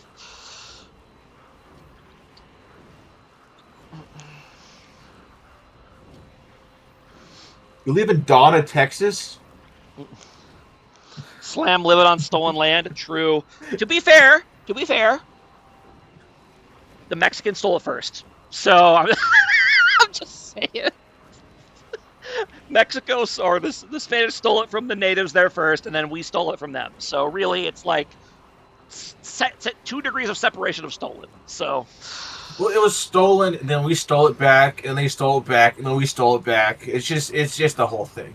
Exactly. It was like a war or something. It's like a. It's kind of it's interesting living in modern times where you don't really have to deal with that, right? Because like borders don't really move that much. But back in the day, says the guy who doesn't read current events.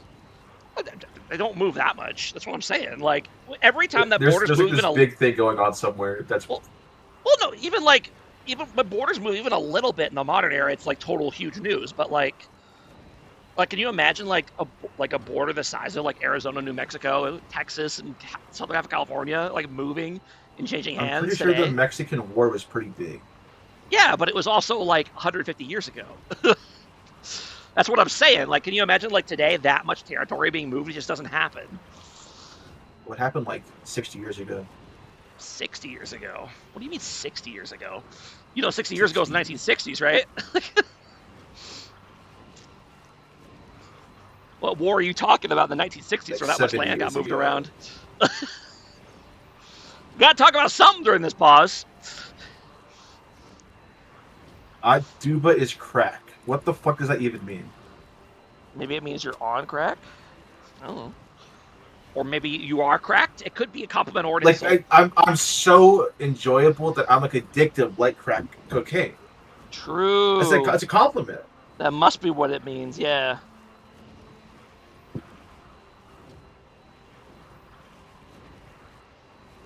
Also, there's this whole thing with China and Taiwan actively. Well, yeah, but they're not like land's not actually like changing hands. They're just kind of like A summoner glaring. has reconnected. Unless China started invading Taiwan recently, and I wasn't paying attention. I didn't miss that, right? They're like, we're gonna invade you, we're gonna invade you, we're gonna invade you. They never do. Yeah, I know that a big part of Chinese culture. It's very saber rattly for sure. Got all about saving face and stuff. Really good food though. Crazy good food. True. All right, The best here we part go. of living in the southern U.S. is you have crazy Chinese and Mexican food, no matter where you are. True. Oh, and they're going to go for Dragon number 3 here for Triple W, but Wukong is here, and he's in Smite range. Is he going to get the Smite off? He doesn't have Smite, so this is probably a low probability steal here unless they just don't Smite. And we're going to deal with the freeze here because that's just what happens when people pause during a live game, but it's showing freeze here any second. And, yeah, no steal here. Probably could have got it if he had Smite, but he did not, so... Can we issue a penalty for that pause? Right? That was a very suspicious pause timing there by Triple W. They're like, oh shit, he's gonna steal it. Pause. Can you imagine? Oh my god, what are they going off about in chat? Oh my, what the fuck is this? I wish you could type in their chat and tell them to shut up. I thought our chat was like our random chat about borders wasn't hinged during the pause, but theirs was even worse. We're just like dancing around global politics, not upset anyone, and they're just going crazy in all chat. Yeah, that's funny. It is funny.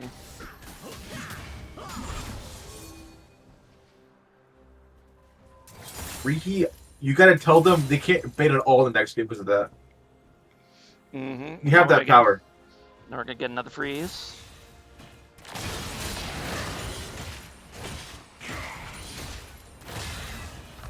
Garen with the IE. Yeah, Garen going for the carry Garen build, which I actually like here. You got Wukong and Alistar ready for frontline. You can spec it to a bit more damage, especially because your ADC is not doing the best. So you're gonna have to carry a bit more of the damage load. So Samira only has 50% crit, which I do not like. I really don't like that. oh, I assume she wants more, but she's been a little poor.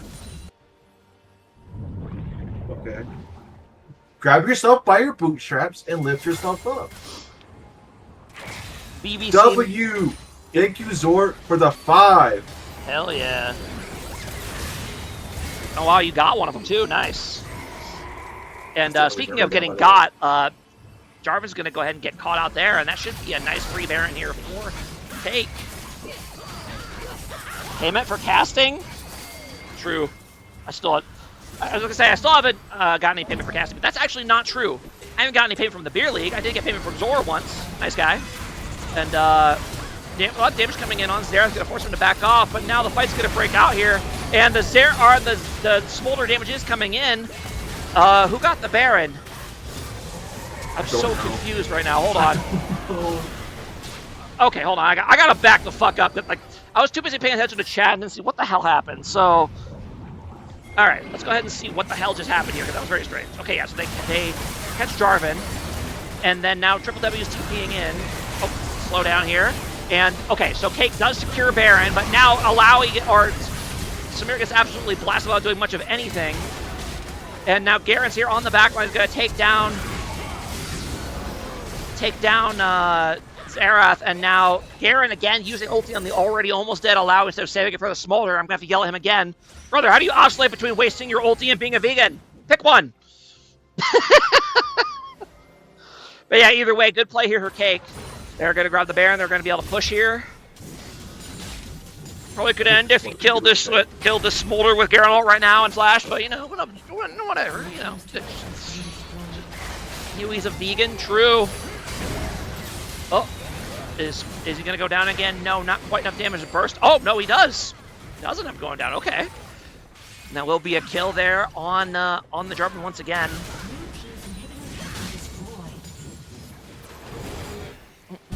Okay. Go ahead and catch up a little bit here. Bed inhib has been broken. All I can say is if I was playing this game, no matter what team, I would not be having a fun time. True. This is just one of the games. You don't care who wins, you want it over. Right. There are games like that sometimes. My wife's a vegan, got a problem. No, it's okay if...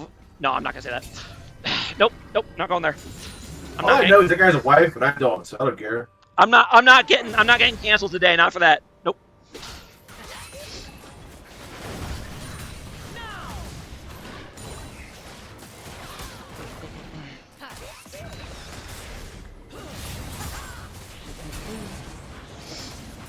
Okay. Cake's just gonna go ahead and kind of split here with their Baron buff. Probably just try to pressure the map a little bit until it's time for Dragon Soul.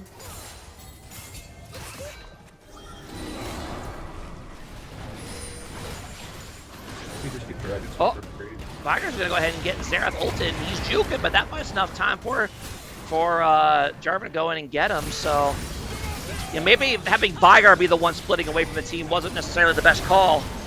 And now they're going in on Alawi, which is really not a great call. Because you're also missing Viger, and you just gotta let Cow die here. Let him go, like that hit Disney movie. What? Or Let It Go. You know what I mean. Frozen? What? You gotta let it go, like in you gotta let it go, like in the hit Disney movie. Yeah. And now, despite having Baron, it's actually Triple W here in the good spot here to get R2 go for this Dragon Soul. Vigar does have TP if they can somehow stall long enough, but I don't think they're going to be able to. They're just too healthy yet. That's just going to be Cloud Soul going on over to Triple W, barring a crazy steal by Wukong, which admittedly is something very good. Wukong is very good at doing. They are a little bit spooked by the possibility of him trying to steal. They're trying to pull out the thing. They don't see it. They don't have vision. Wukong's going to go in, and blue team is going to go ahead and secure it with the Smolder execute. So neither jungler gets it, but it does end up going over to Triple W. But they do end up going 2 down in return, and now the Xerath is going to come in, and Xerath going to go ahead and take down 1. And then, yep, and then crazy damage coming in from this late game Xerath. They're going to force him off. So yeah, I don't know who would smite it and what and when, but in the end, it's the Smolder that gets it. It's a Cloud Soul for a team that really likes Cloud Soul. Yep. I'm live coaching Tarkmaster. He keeps messaging me stuff like leave him alone, and then he's trying to focus. It's very rude of him. You're trying to just help him out, and he's just being very disrespectful. So, you know, I'm sorry, Zora, that you're just not appreciated, but, you know, sometimes that happens. I get it. It's tough. We do have a Baron spawning in about a minute or so. So yep. I would like to see some more top lanes push on some side. But it's pretty much just crashing the middle of the lane. Yeah, they do get Cloud Soul. I mean, Cake does still have about a 7k gold lead, but that's not really as much as you would think at this point in the game. What is Smolder Stacks at 400? Smolder Stacks at 400? 500 actually. So. Okay, my fault. Yeah, I'm stupid, I guess. So yeah, it is at what's the percentage execute here? 10.3% max health plus 255 magic damage plus the burn. Okay, and yeah, Wukong gonna go down here. GA's gonna buy a little bit more time, but not enough. And with Baron coming up in 30 seconds, Alawi gonna go ahead and flash in on Samira, and the Xerath coming in, and Samira not able to dodge any of them, ends up going down. And Xerath just crazy late game against these squishies because they don't build defense, but you're just relying on range to keep them safe. But that doesn't help you that much against the Xerath. And the Xerath has just gotten better at hitting the point. Yep. Can Alawi defend this? Yeah, Alawi still has ulti, so she should still be able to defend this, I would think. Especially if Smolder comes to help, and now Garen has to try to run, but I think he's going to go down. That's not going to be far enough. Indeed, it will not. It will be a He kill going on. flashed. Yep, going on over. He flashes and still goes down. Could be a kill going over to the Smolder. Meanwhile, the rest of the team's fighting over here. Not a project. Does Samira W block Zera? Nope, not a projectile. So there you go. It does block Smolder ult. It does. That one's a projectile. It can also be reflected, so Mel can reflect Mom, which is interesting. They're going to be going on over here to Triple W. Not often you see a team get the third Baron of the game without getting the first two, but here they are. Then what is it if it's not a projectile? It's a ground targeted AoE, basically. Because I mean, the entire line does damage. Oh, he's talking about Zerath R. Oh, It looks like a projectile in function, but it doesn't actually have like a hitbox in the air when it's traveling in the air. So it only has a hitbox when it lands. So that's why you can't windwall it. It's the same reason you can't windwall like Nautilus Ultimate or Ziggs ult.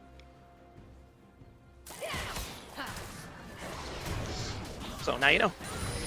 you know, I watched Faker cancel. He got Nautilus ulted, he canceled it with a calling R1 W. And he goes out of video. There are some weird interactions like that, yeah. Another weird interaction is that Samir's very dead. Actually, that wasn't weird at all. Yeah, That was actually Faker's very all just dead. And I think that might be it here. They're going to have to put up a valiant defense to stay in this game, but it's going to be hard against this Baron and outnumbered here. So plus Mom coming in. It might be over for them and said, fuck this guy, we're winning the game. Yeah, Mom does a lot of damage, 1,300 damage, my goodness.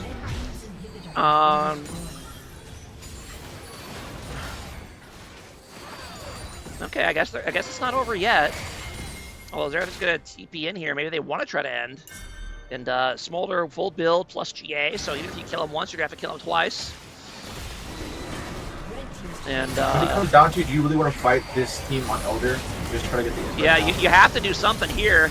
Garen's gonna go for it, but he's just not. He's going the carry build. He's not that tanky. Can't take for long. They do force him out a little bit, but in the end, it's not gonna be enough. And you know, it looked like this was Cake's game to win, but in the end, they couldn't close it out. And they just got outscaled by the Smolder and got caught out a few too many times, and that's tough. But yeah, we're going on to game number 3 here, and Cake, We're on match point. Yep, Cake up against the wall there. They're gonna have to, dig deep and try to make this a series here. I just wanted to see some honest to God hyper carry enchanter from Cake at this point. Right, be interested to see what they decide to bring out here. And we've got,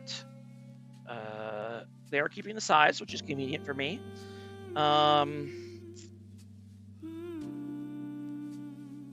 There we go.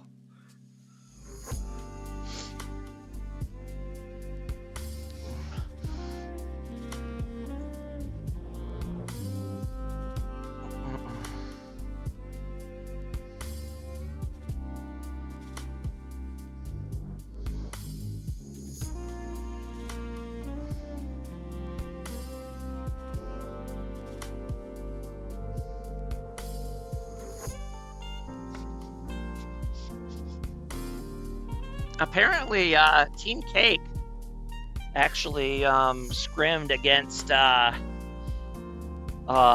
BBC in the Stout League last night, so that's interesting. I actually love this Jinx ban. I love that Jinx ban. We're on game 3. Caitlyn's out. Ash is out. That's pretty all that matters right now for that. But yeah, that just hyper carry enchanter is being banned. Yeah, definitely.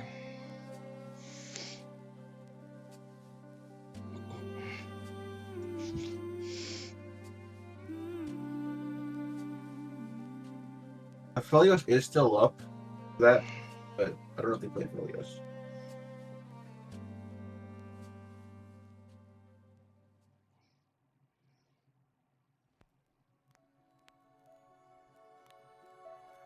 I'm listening. Triple W speaks up to me and I'm listening. Mm-hmm. Yep, they are, and they're not supposed to be in here during the series. So,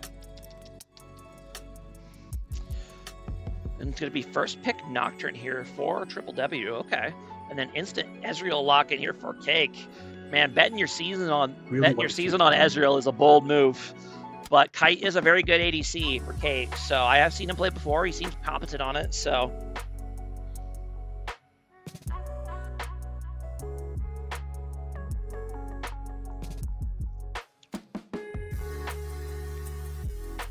She's been worried, right? Then Rek'Sai as well. Interesting. Okay.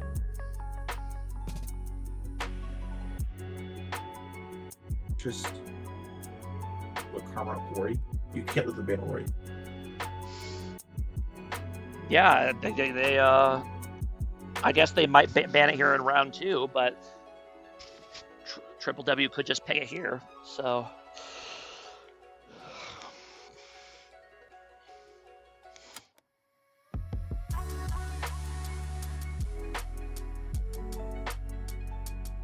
I would love to be a fly on the wall at both of these teams' comps right now, like they're talking about. It's less interesting than you'd think as a captain.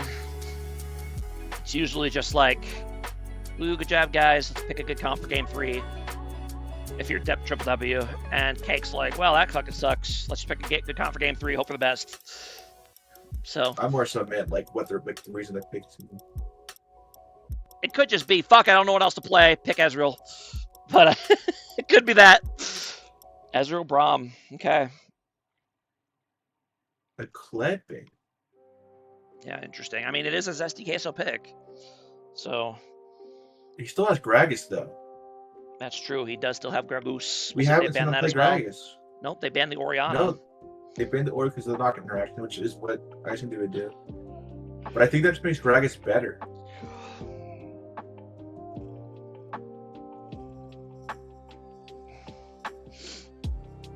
Talia pick. Okay. Interesting. You do start to see some more interesting, more unusual picks as you get later into these best of 5s, because a lot of people, you have to dig a lot deeper into your champ pools. I think it's also just as like, it's fuck it. I think I can win on this. I'm confident. And it's like the game 1 is like, I think I can play Talia. People go, okay, cool. Game 3, you're down 2-0. They go, I think I can play Talia. They go, okay, fuck it.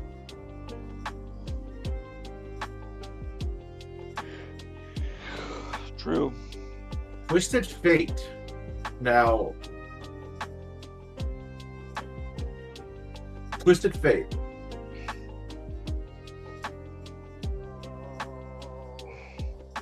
There it is. Twisted Fate. The fate of Twisted plus Gragas.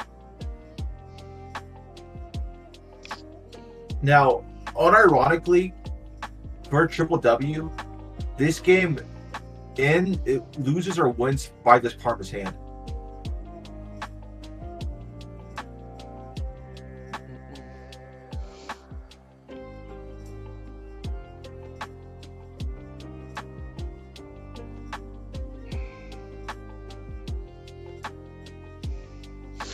Okay, and Mordekaiser final pick here for Cake. Interesting choice. You know what a really fun counter board is? No, what? A really fun counter board is. What's that? Hammerdinger. Why is that? He just can't kill your turrets. Like, if he walks up, he's getting chunked so much because the attack range is so low. That's true. I think the turrets do slightly outrange Mord Q, so you have to make sure to Even not. if he uses his Q, it's like he's going to go down level 1, so you're just poking him crazy and you're just killing him. You just have to be careful to not get too eager using your Heimer ult, because then he'll just ult you back and you're sad. Yeah. The turrets don't matter when you can just press RE and he's stunned.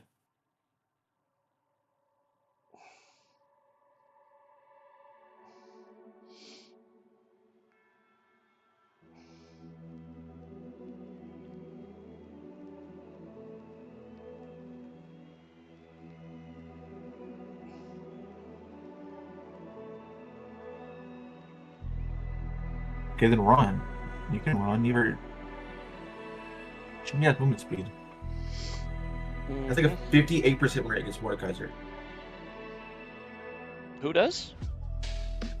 Hammerdinger. I believe it.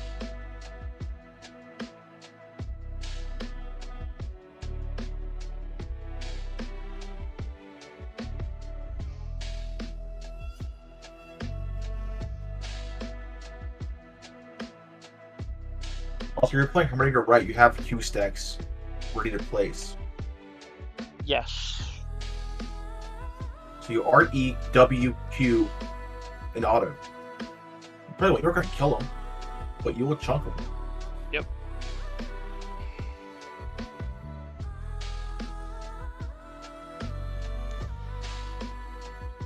Do you think we're getting a 3 and out? Do you think we're getting the sweep? It's possible. I'd say it's probably more likely than not, but who knows? Weirder things happen. The very first final I cast was a reverse sweep, so that was interesting.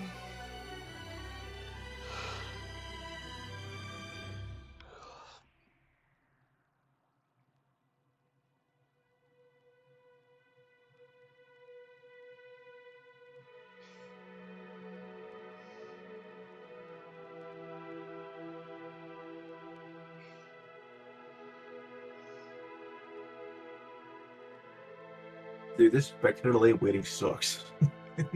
Yeah, right. I feel like I should be talking about something to keep people engaged, but I just don't know what to talk about. It's all good. You don't want to talk the whole time either, or you'll wear yourself out. You just got to vibe a bit. These casts are long. We've already been at it for over 2 hours, so got to give your voice a rest a little bit.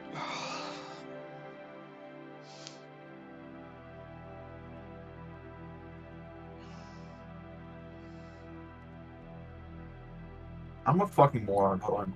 I'll be back. Okay.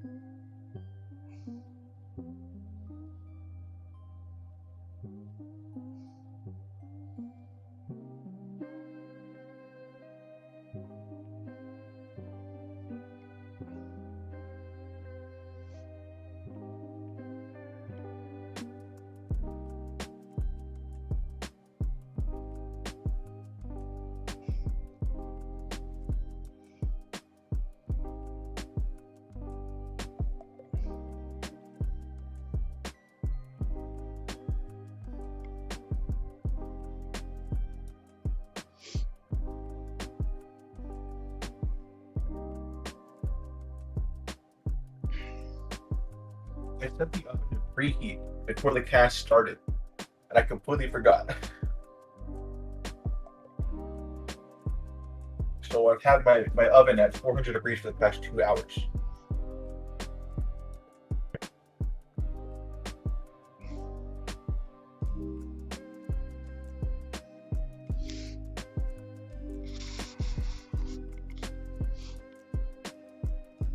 We might get our first Sunfire built in this series.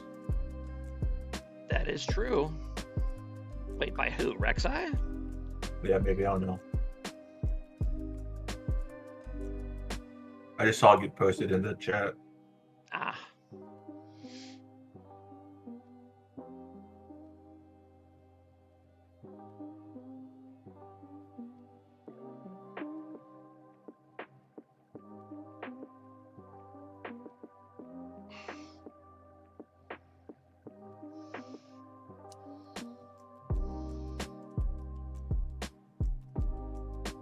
About 13 minutes, my pizza is done. I forgot to put it in the oven earlier. So. Oops. Yeah, that's why I said I'm a moron. I don't know if you heard me, but I said I preheated the oven. I started it before I joined the call for the cast. So I could have burned my house down, but luckily I did it. Always nice when you don't burn the house down. Yeah, but it's like, well, nothing happens. Like, it's fine.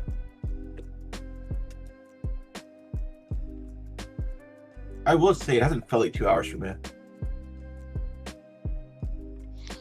Right.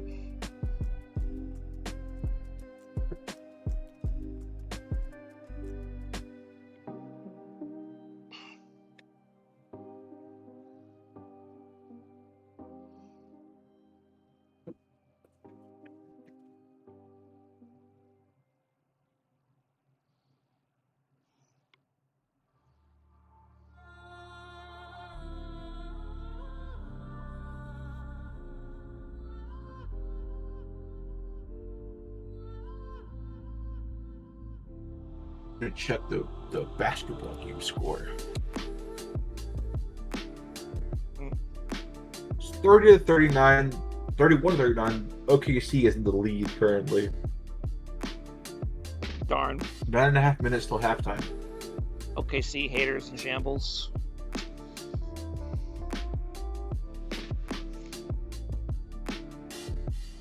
Which is on? All right. Peacock. Like TV.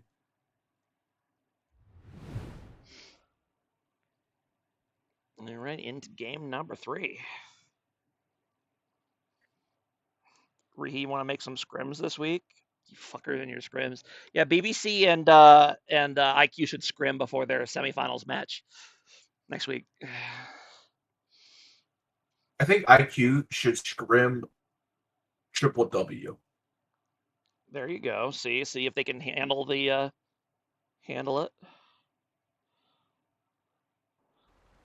Do you think having Sherwood on as a support is cringe? ADC player has it on, they have a big ego. Top laner has it on, probably says slurs.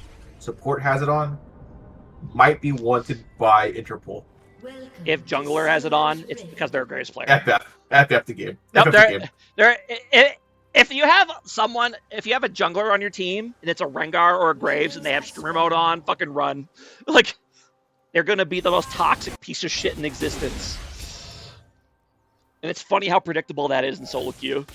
The people who flame the most are always in streamer mode.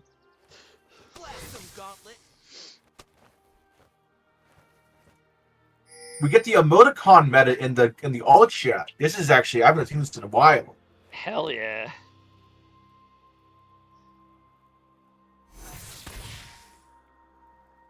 This Karma is just taking free Qs from Ezreal. Yeah, I wouldn't recommend that. They're not good for you. They're not nutritious. Going for the D shield on Mordekaiser here against Gragas. That is very insecure. Gragas early game notoriously terrible, especially now that they removed Phase Rush. So I've got to yell at Lynchrico some more after this game, even if they win, because yeah.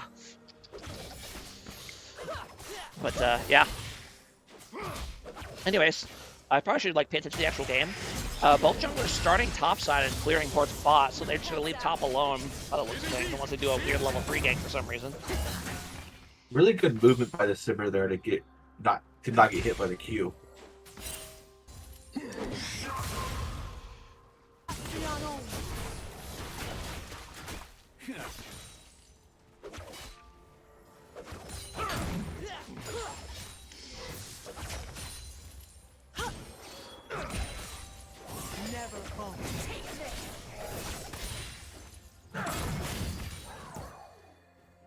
I would like to have seen more mantra Qs coming out from the Karma.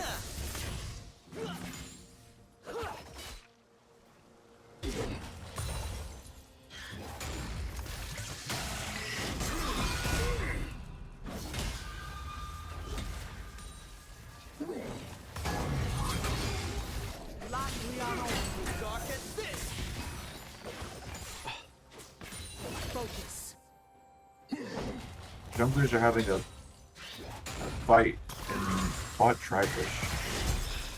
Plays Dudley.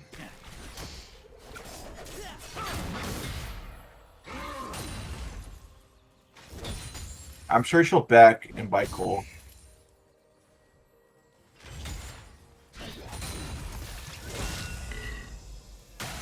Gragas has no mana. It might be in a situation. Rek'Sai, great game. They're just dead. Okay. Kia flashes down. Rek'Sai has no HP and I have to back.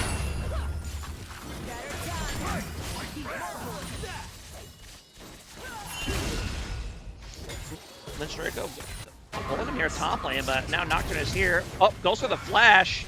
Very aggressive here, and Rek'Sai is here, but he's going to be a little bit late. Is Ward going to be able to get the W off? Does not have it, so he's going to go down here. Gets very aggressive. That kill was actually ended up being reasonably close. I'll call jungle diff on that one if you're the top laner. Where's my jungler? Why is he here? For sure. 100%. Yep, call jungle diff. It Definitely should not have flashed to try to finish off the Gragas there, but should have just stalled out for his own jungler. But still jungle diff for him being late in the first place, so.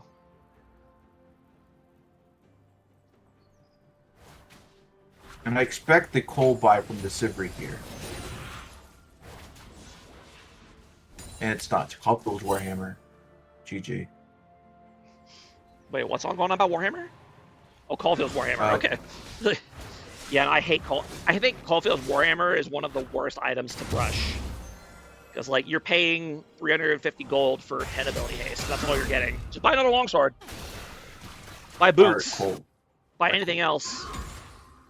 I'd rather have an item that gives me gold and health on hit, or 20 attack damage, 10 haste.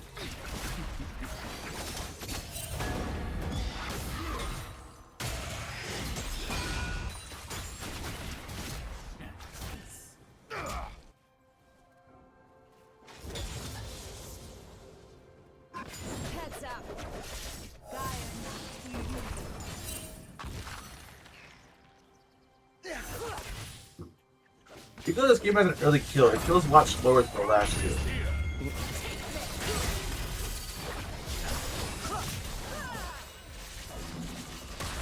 Yeah, definitely. Gonna go for a Talia ult down to the bot lane, but in the end, both mid laners come down and nothing happens. So, actually, both junglers too. So, the least eventful 4v4 bot lane ever. Just imagine being a top lane in this game. You just keep trying your best, and there's 4 people in the bot lane on both sides.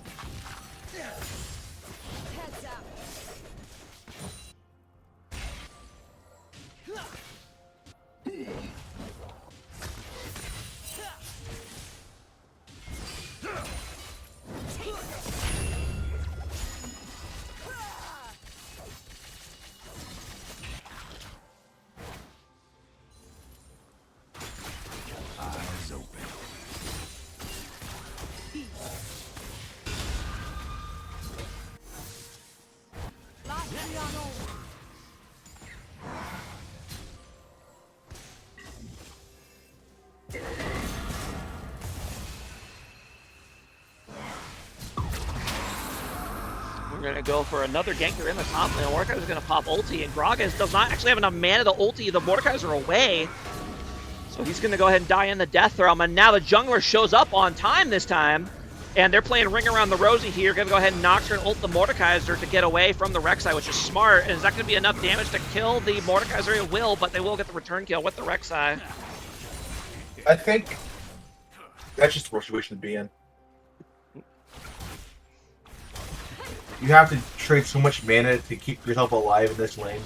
Yeah, and Braga's not building mana. He's going straight for the Proto Belt, so no tear or mana crystal or nothing. So he goes really fast in lane there. It ends up dooming him.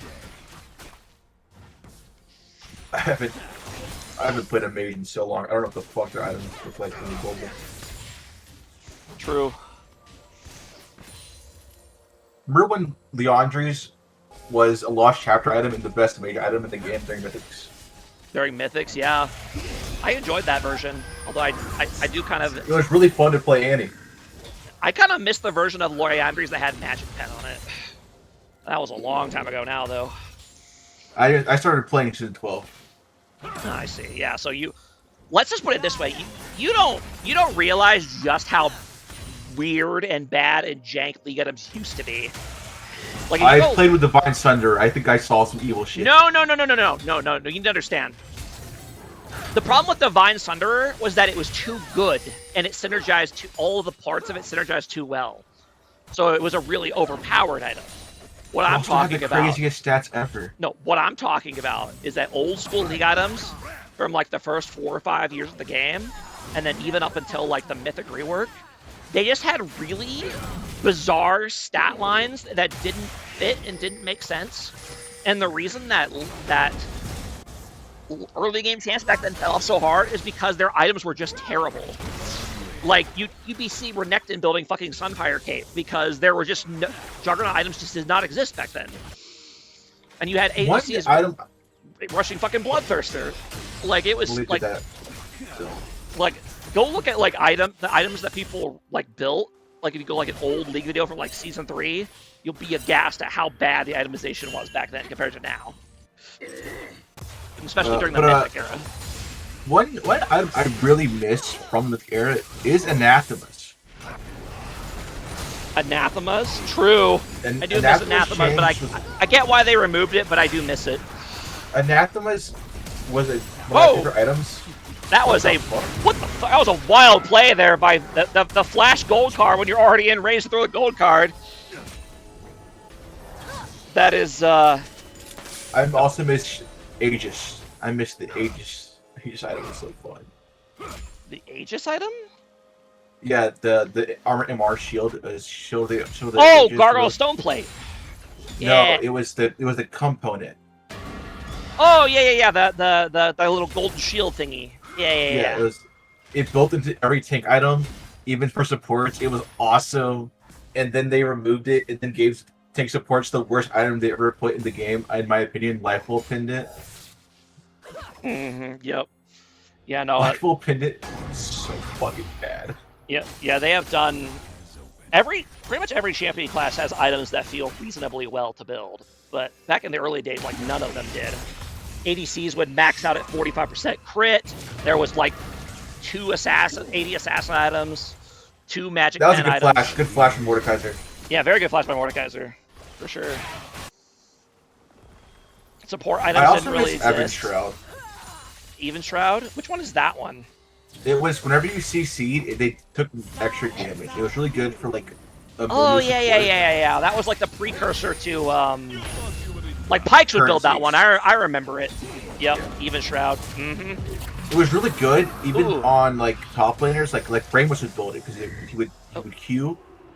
Oh, dude, also the Rammus rework was terrible. They absolutely killed that champion.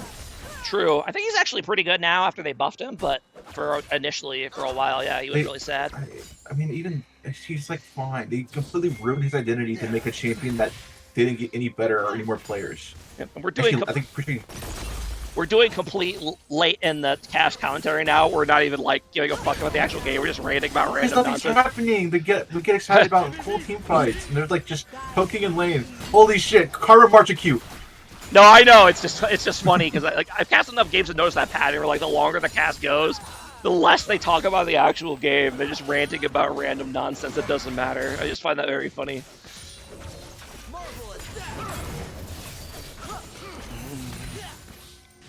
In terms of overall game here, about 1k gold lead here for Triple W plus the first dragon, but still pretty close.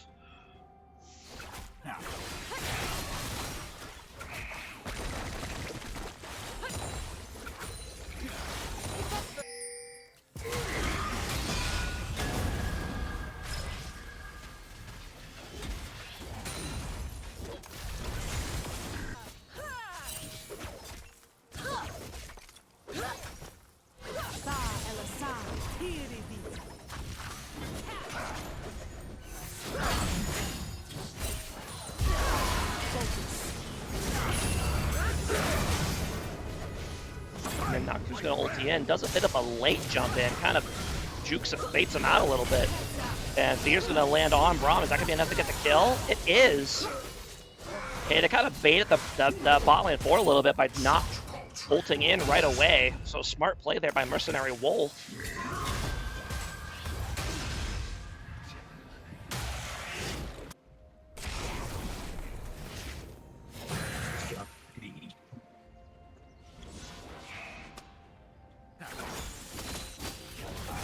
Honestly, this TF is doing a lot more than I thought they would. Damn. I didn't think it'd be bad. I just thought it would be like fine.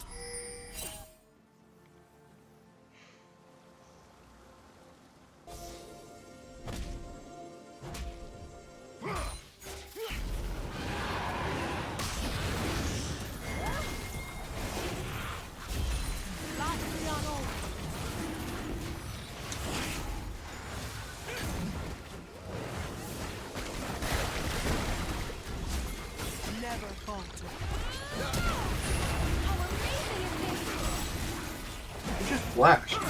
Armor flash. What the fuck? Yep. Yeah, that was Good interesting. steal. Yep, good job there by Nocturne. And Leah's now dead. Cake's going to have to run. Wargers are not here. Opts not to use his TP this fight. And Great barrel. Yep. And that's going to be a 4 for nothing and the Dragon in favor of Triple W. And yeah, that 3-0 sweep is looking kind of likely at this point. I mean, you can't give Dusty Queso Yeah. Gragas on Yeah. game 3. Cake just looks a little out of sorts right now, so they're not really sure what they should be doing or what as a team, and it's kind of showing.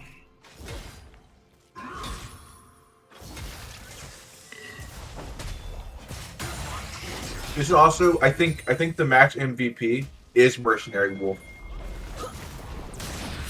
Yeah, definitely. He's been doing really, really well. Probably. I don't know. I don't even remember what he played. No, he's been doing a really good job.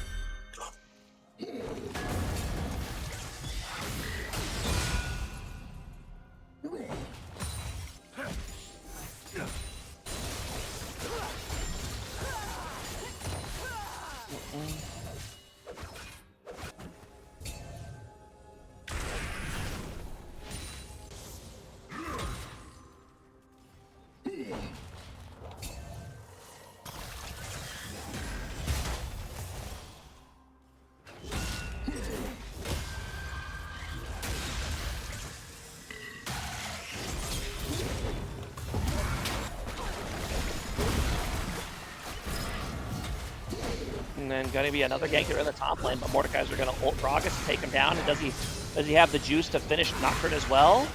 He's going to have to kite out his W to have any, or his W cooldown to have any chance here. And is he able to do it? No. Dies just before it comes up. So tough. Yeah, that Nocturne being as strong as he is tough because you can't, even if it's 1v1, you can't fight him off. So.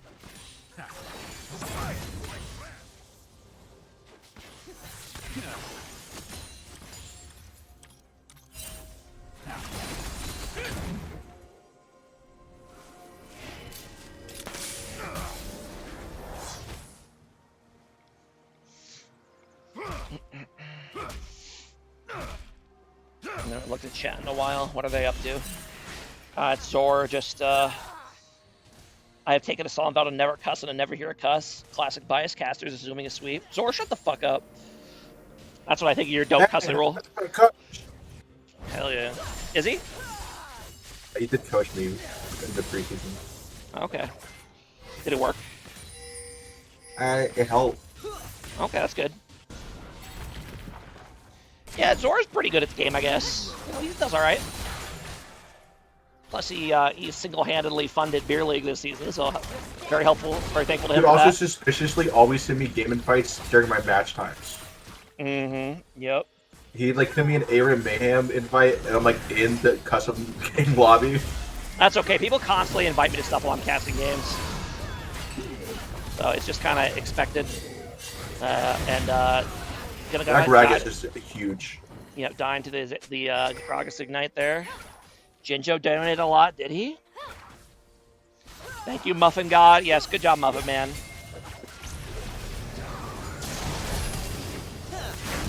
Doctor's gonna go in on Ezreal Doctor here. might be dead.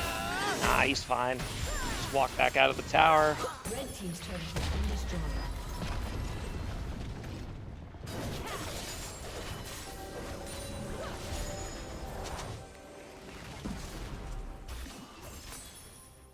Blue team's turret has been destroyed.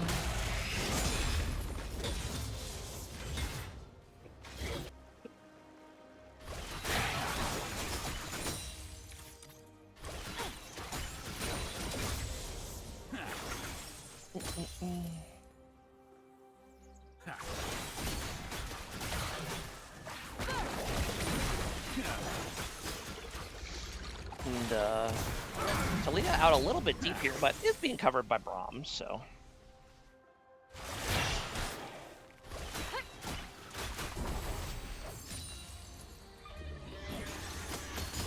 If you were transported to Runeterra and you took over one champion's body, who would it be? One champion? Yeah. For like survival reasons or for enjoyment reasons? Because that's a very different question. That's your choice to make. Nico would be fun, right? You can become anybody if you're Nico. Is that a cheat answer? Misfortune for no reason. Exactly. Thank you, Zor. Good thinking. Seraphine doesn't seem like she has it so bad. I wouldn't mind being Seraphine. That could be fun. Bard could be fun too. You just run around trolling. Sounds like a good time. Most of the league champions have it pretty rough though, so I wouldn't want to be most of them. I'd say Sep, but he looks so much like him. True Zor. I can I feel like confirm. the meta is just a Yordle. You have to just tank the furry and become a Yordle. There you go. Okay, and Tifa's gonna break out here. Brum taking a ton of damage. Does get the ulti off in time, and now Mordekaiser looking for somebody to ulti, but they're very afraid of being ulti. They're playing really far back. Just smart. They're respecting it. They're respecting his This authority. Gragas is a stand up part of the karma. Okay, that was an interesting QE there. Not able to finish off this karma, trying really hard. Q's just not landing. Both teams very, very tentative to actually commit to a fight here, but Rek'Sai says, I'm not, I'm going in. Combined with the Ezreal is going to take down karma, and now Mord's going to ult Nocturne and take him out, but then he kind of gets isolated by the rest of his team as Ezreal and Talia have to back out, and Mord's just going to get run down. And he does have W, so he will live for the moment, but not for long. Mort killed the Gragas, not the Nocturne. Is that what happened? Yeah. No more. That's what I said, right? Fifth Mort killed Nocturne. Oh. Okay.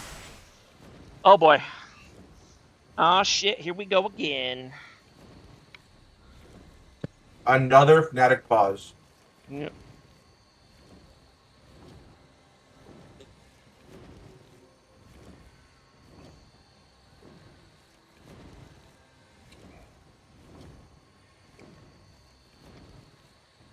Get an official in the team chat so they're not talking about the game. We do that. Work on that. Yeah. Who cares? that's kind of my stance on it.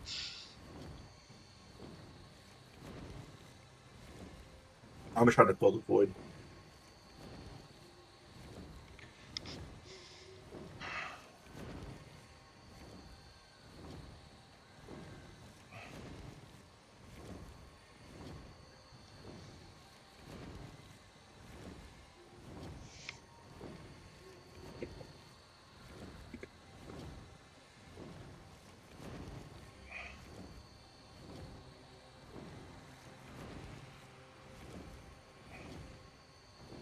It's so fucked up in like a real game.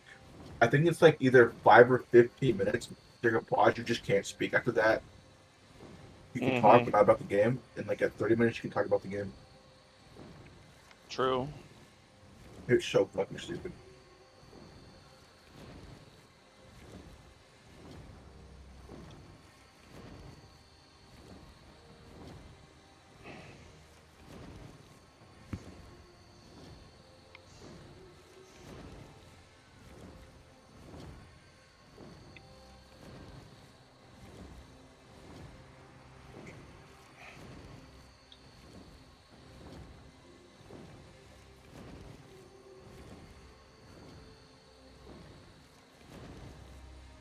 Are you pro or anti frozen pizza? I mean, I'll eat a frozen pizza. I'm not gonna scoff at it. Pizza's pizza, but it's definitely not as good as the one you pick up from any given pizza place. So, but pizza's still good. I agree. It's also a lot cheaper.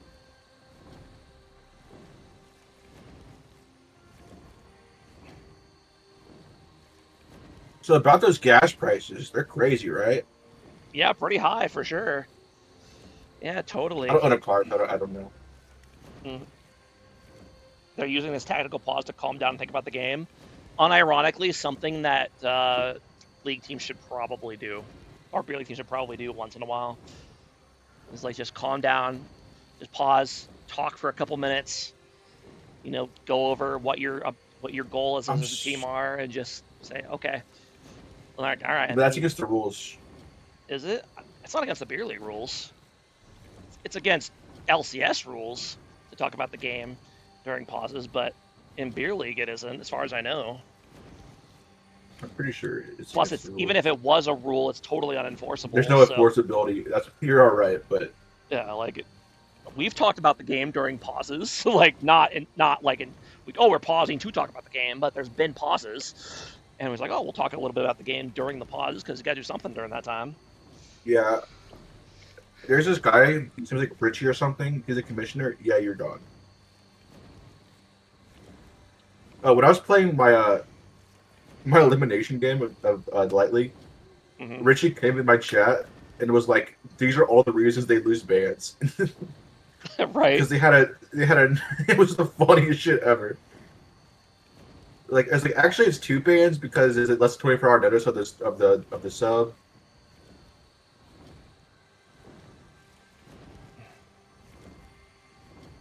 Because originally I just said, "Who cares? No bans." Then Richie was like, "We have to." There's like they lose a ban. I was like, "Okay, sure." And then he was like, "They lose two bans," and I was like, "Hey guys, I'm sorry. I'll be the asshole. You're losing two bans." And then we lost anyway, so who cares? True.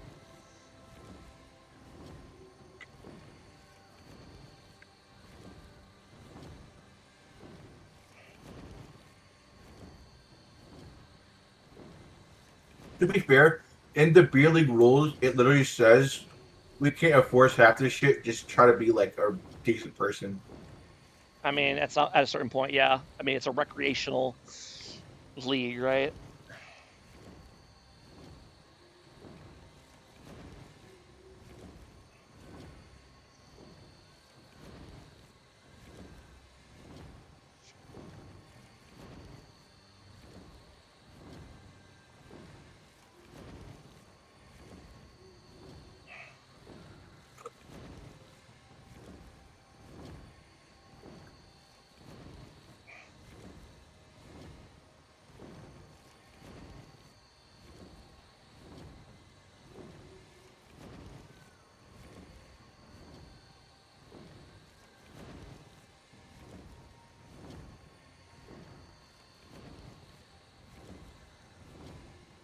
Yes, contact Ricky specifically. Mm-hmm.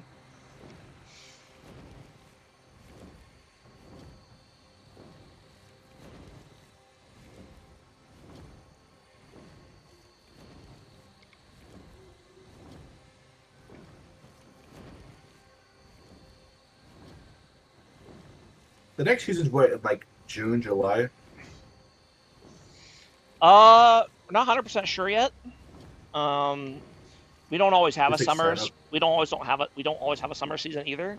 I think we're planning to do something this year, but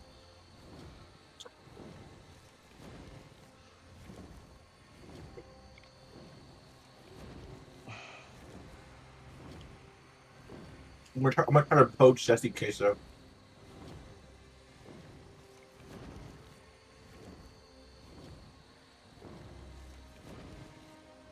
After Hickory Esports' great showing in the Light League, we're going to the Stout League.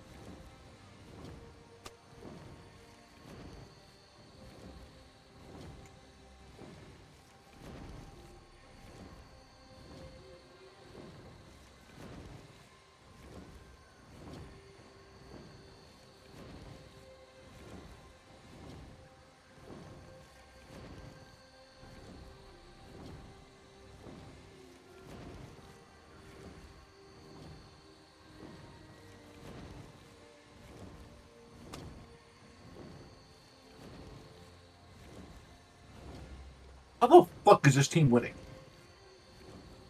Right? Their support is playing on a fucking hotspot. It's playing pretty well in the hotspot, apparently.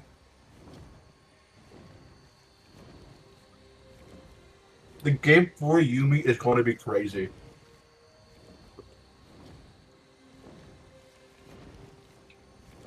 A summoner has reconnected.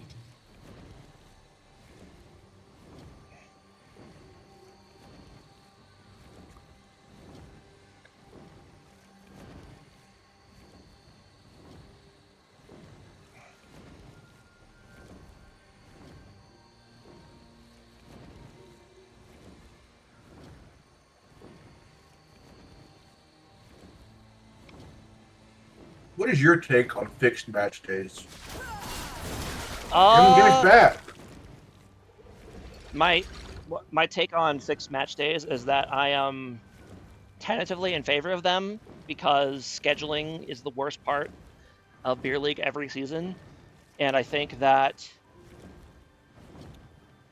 a lot of teams out there, I'm not going to name any names, but I have counted a few of them.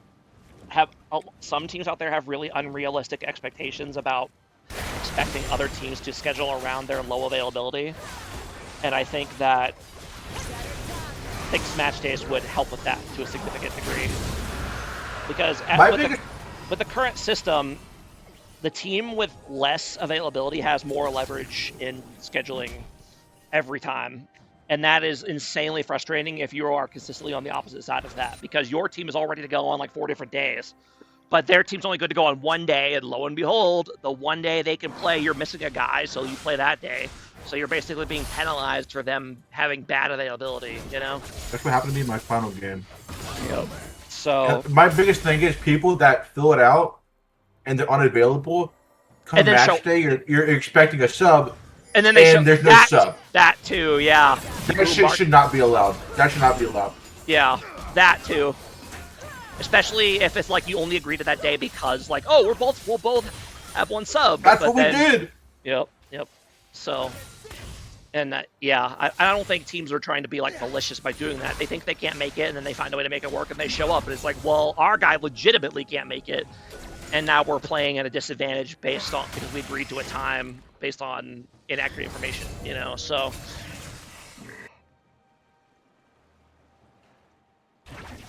But yeah.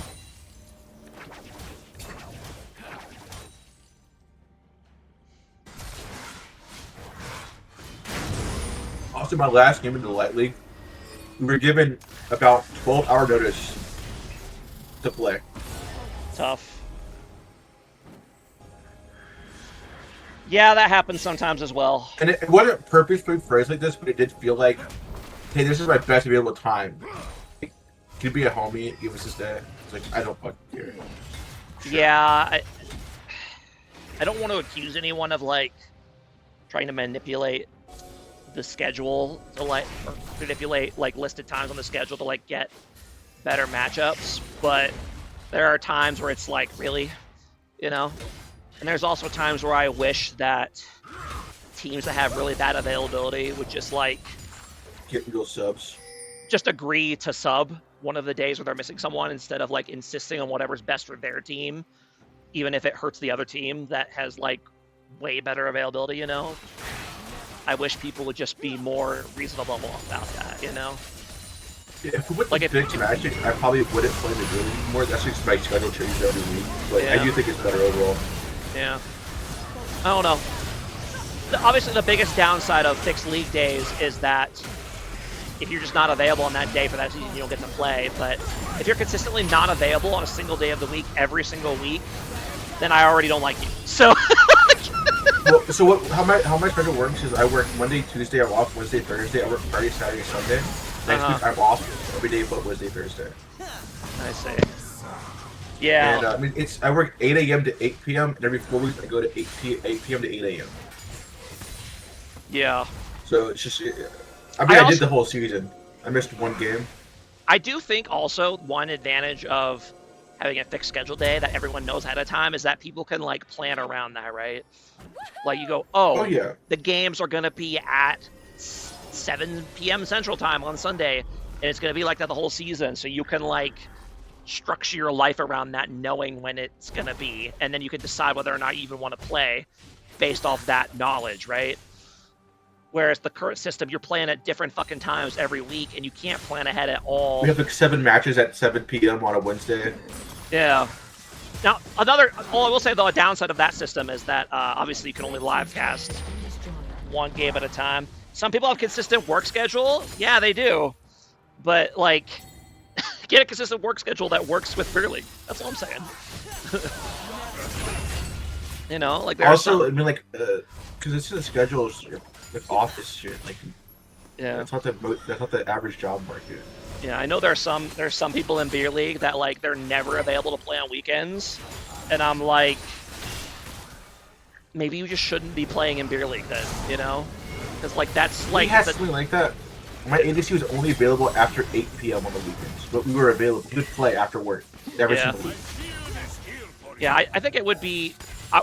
I wouldn't mind trying out a season of a set day, and every team just has subs, and expect to play them, because some people just aren't gonna. You're just gonna have to sub sometimes, because right as it stands right now, some teams have to sub way more than others.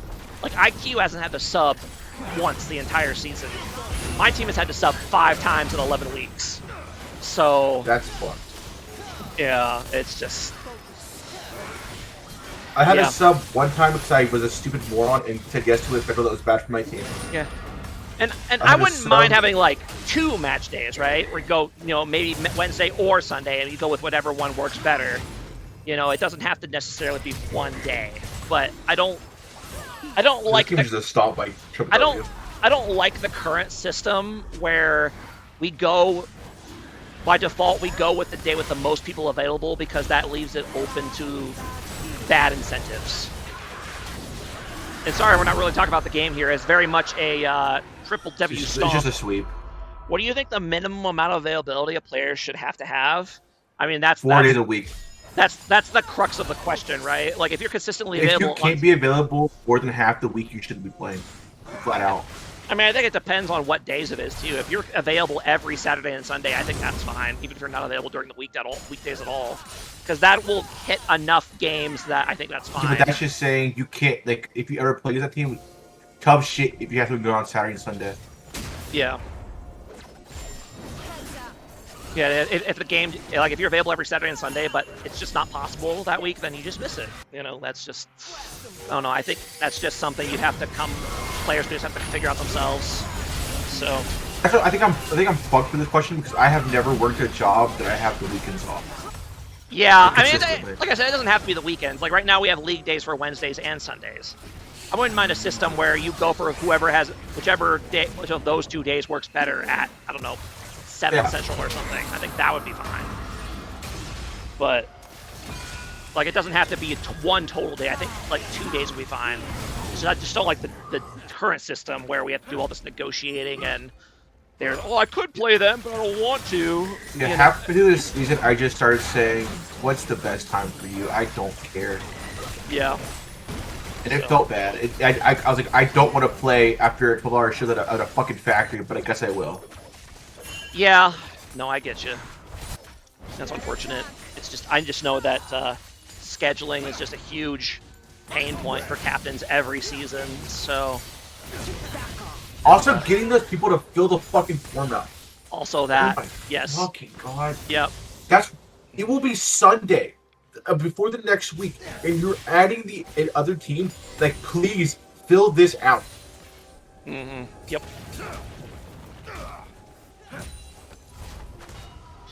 Yep. Yeah, scheduling is a pain. And the only way to fix it is implement penalties, but now you're the captain that's penalizing a team, and you feel like an asshole. Yeah. Yeah, no, it's a tough scenario to handle, because we can't be too stringent on when people play, because at the end of the day, it is a free-to-play recreational league, and we want people to be able to play, right? We're not like a pro LCS team. Your match is on Thursday at 7 p.m. You know, show up because, you know, we pay you. Like, obviously, we can't do that, but... I had a match the week that wasn't even streamed. I mean, yeah, that'll happen. Honestly, I'm surprised that didn't happen more this season. I was actually impressed with how many matches we got streamed this season, especially in recent weeks, because you can't watch party them anymore because the API is fucking broken. My gay volleyball league is every Friday at a certain time. You see, there you go. Is it like explicitly gay volleyball, or are you saying it's gay because it's volleyball? I mean, it could be both. Never falter. Nice invite? I don't know. I mean, it's not an invite to a game if Triple W wins, because obviously the series will be over, so... It's LGBT accepting, but lots of straight dudes? Okay, so it's like gay, but you don't have to be gay. Got it. No, that's fair.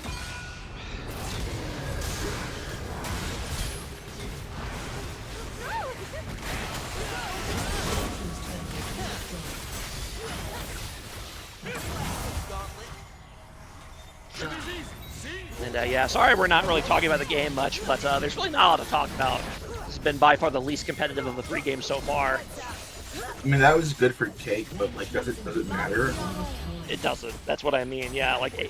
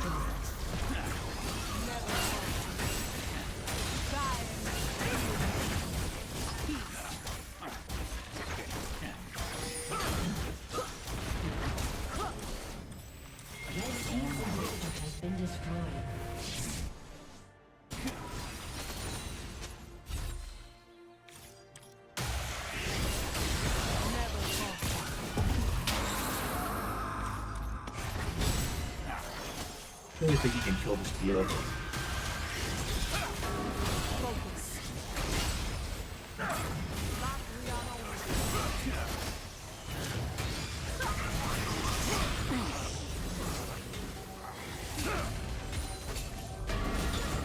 Took 3 people when a Mordekaiser ult to kill this Blizzard Dave. right?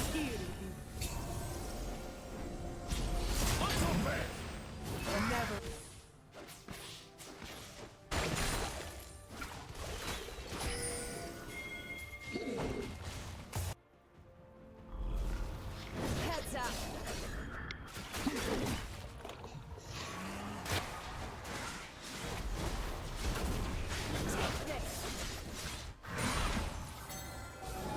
My shield is here.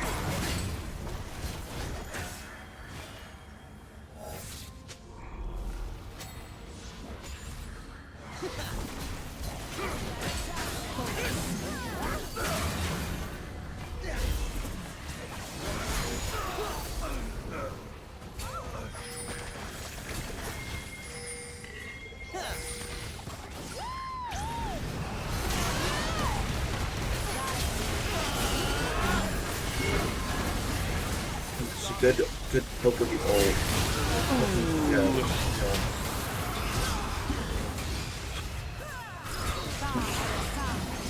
It feels like they're just playing with them. Like, the Mordekaiser shouldn't ever be alive at this point. Yeah.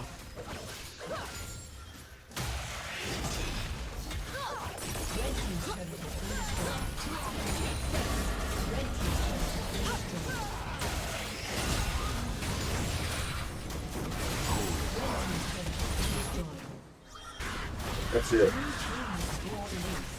Triple W are your Light League 2026 Winter Champions. Congrats to Team Triple W. They won this matchup last time, and they proved it wasn't a fluke. Came out here, the very convincing 3-0. And yeah, well played to them. Tough one here for Cake, but hey, someone's got to lose the finals every season. That's just how it goes. And yeah, fun Light League season. I cast a lot of them. I lost the games. A lot of games, and I enjoyed it. So, and looking forward to seeing hopefully a lot of you guys back next season. I know we had a lot of new players, And hopefully a lot of you guys will end up sticking around. And yeah, that will do it for us here for the stream and for the Light League here for Season 14. So thanks for watching, everybody, and have a good rest of your day. Bye-bye.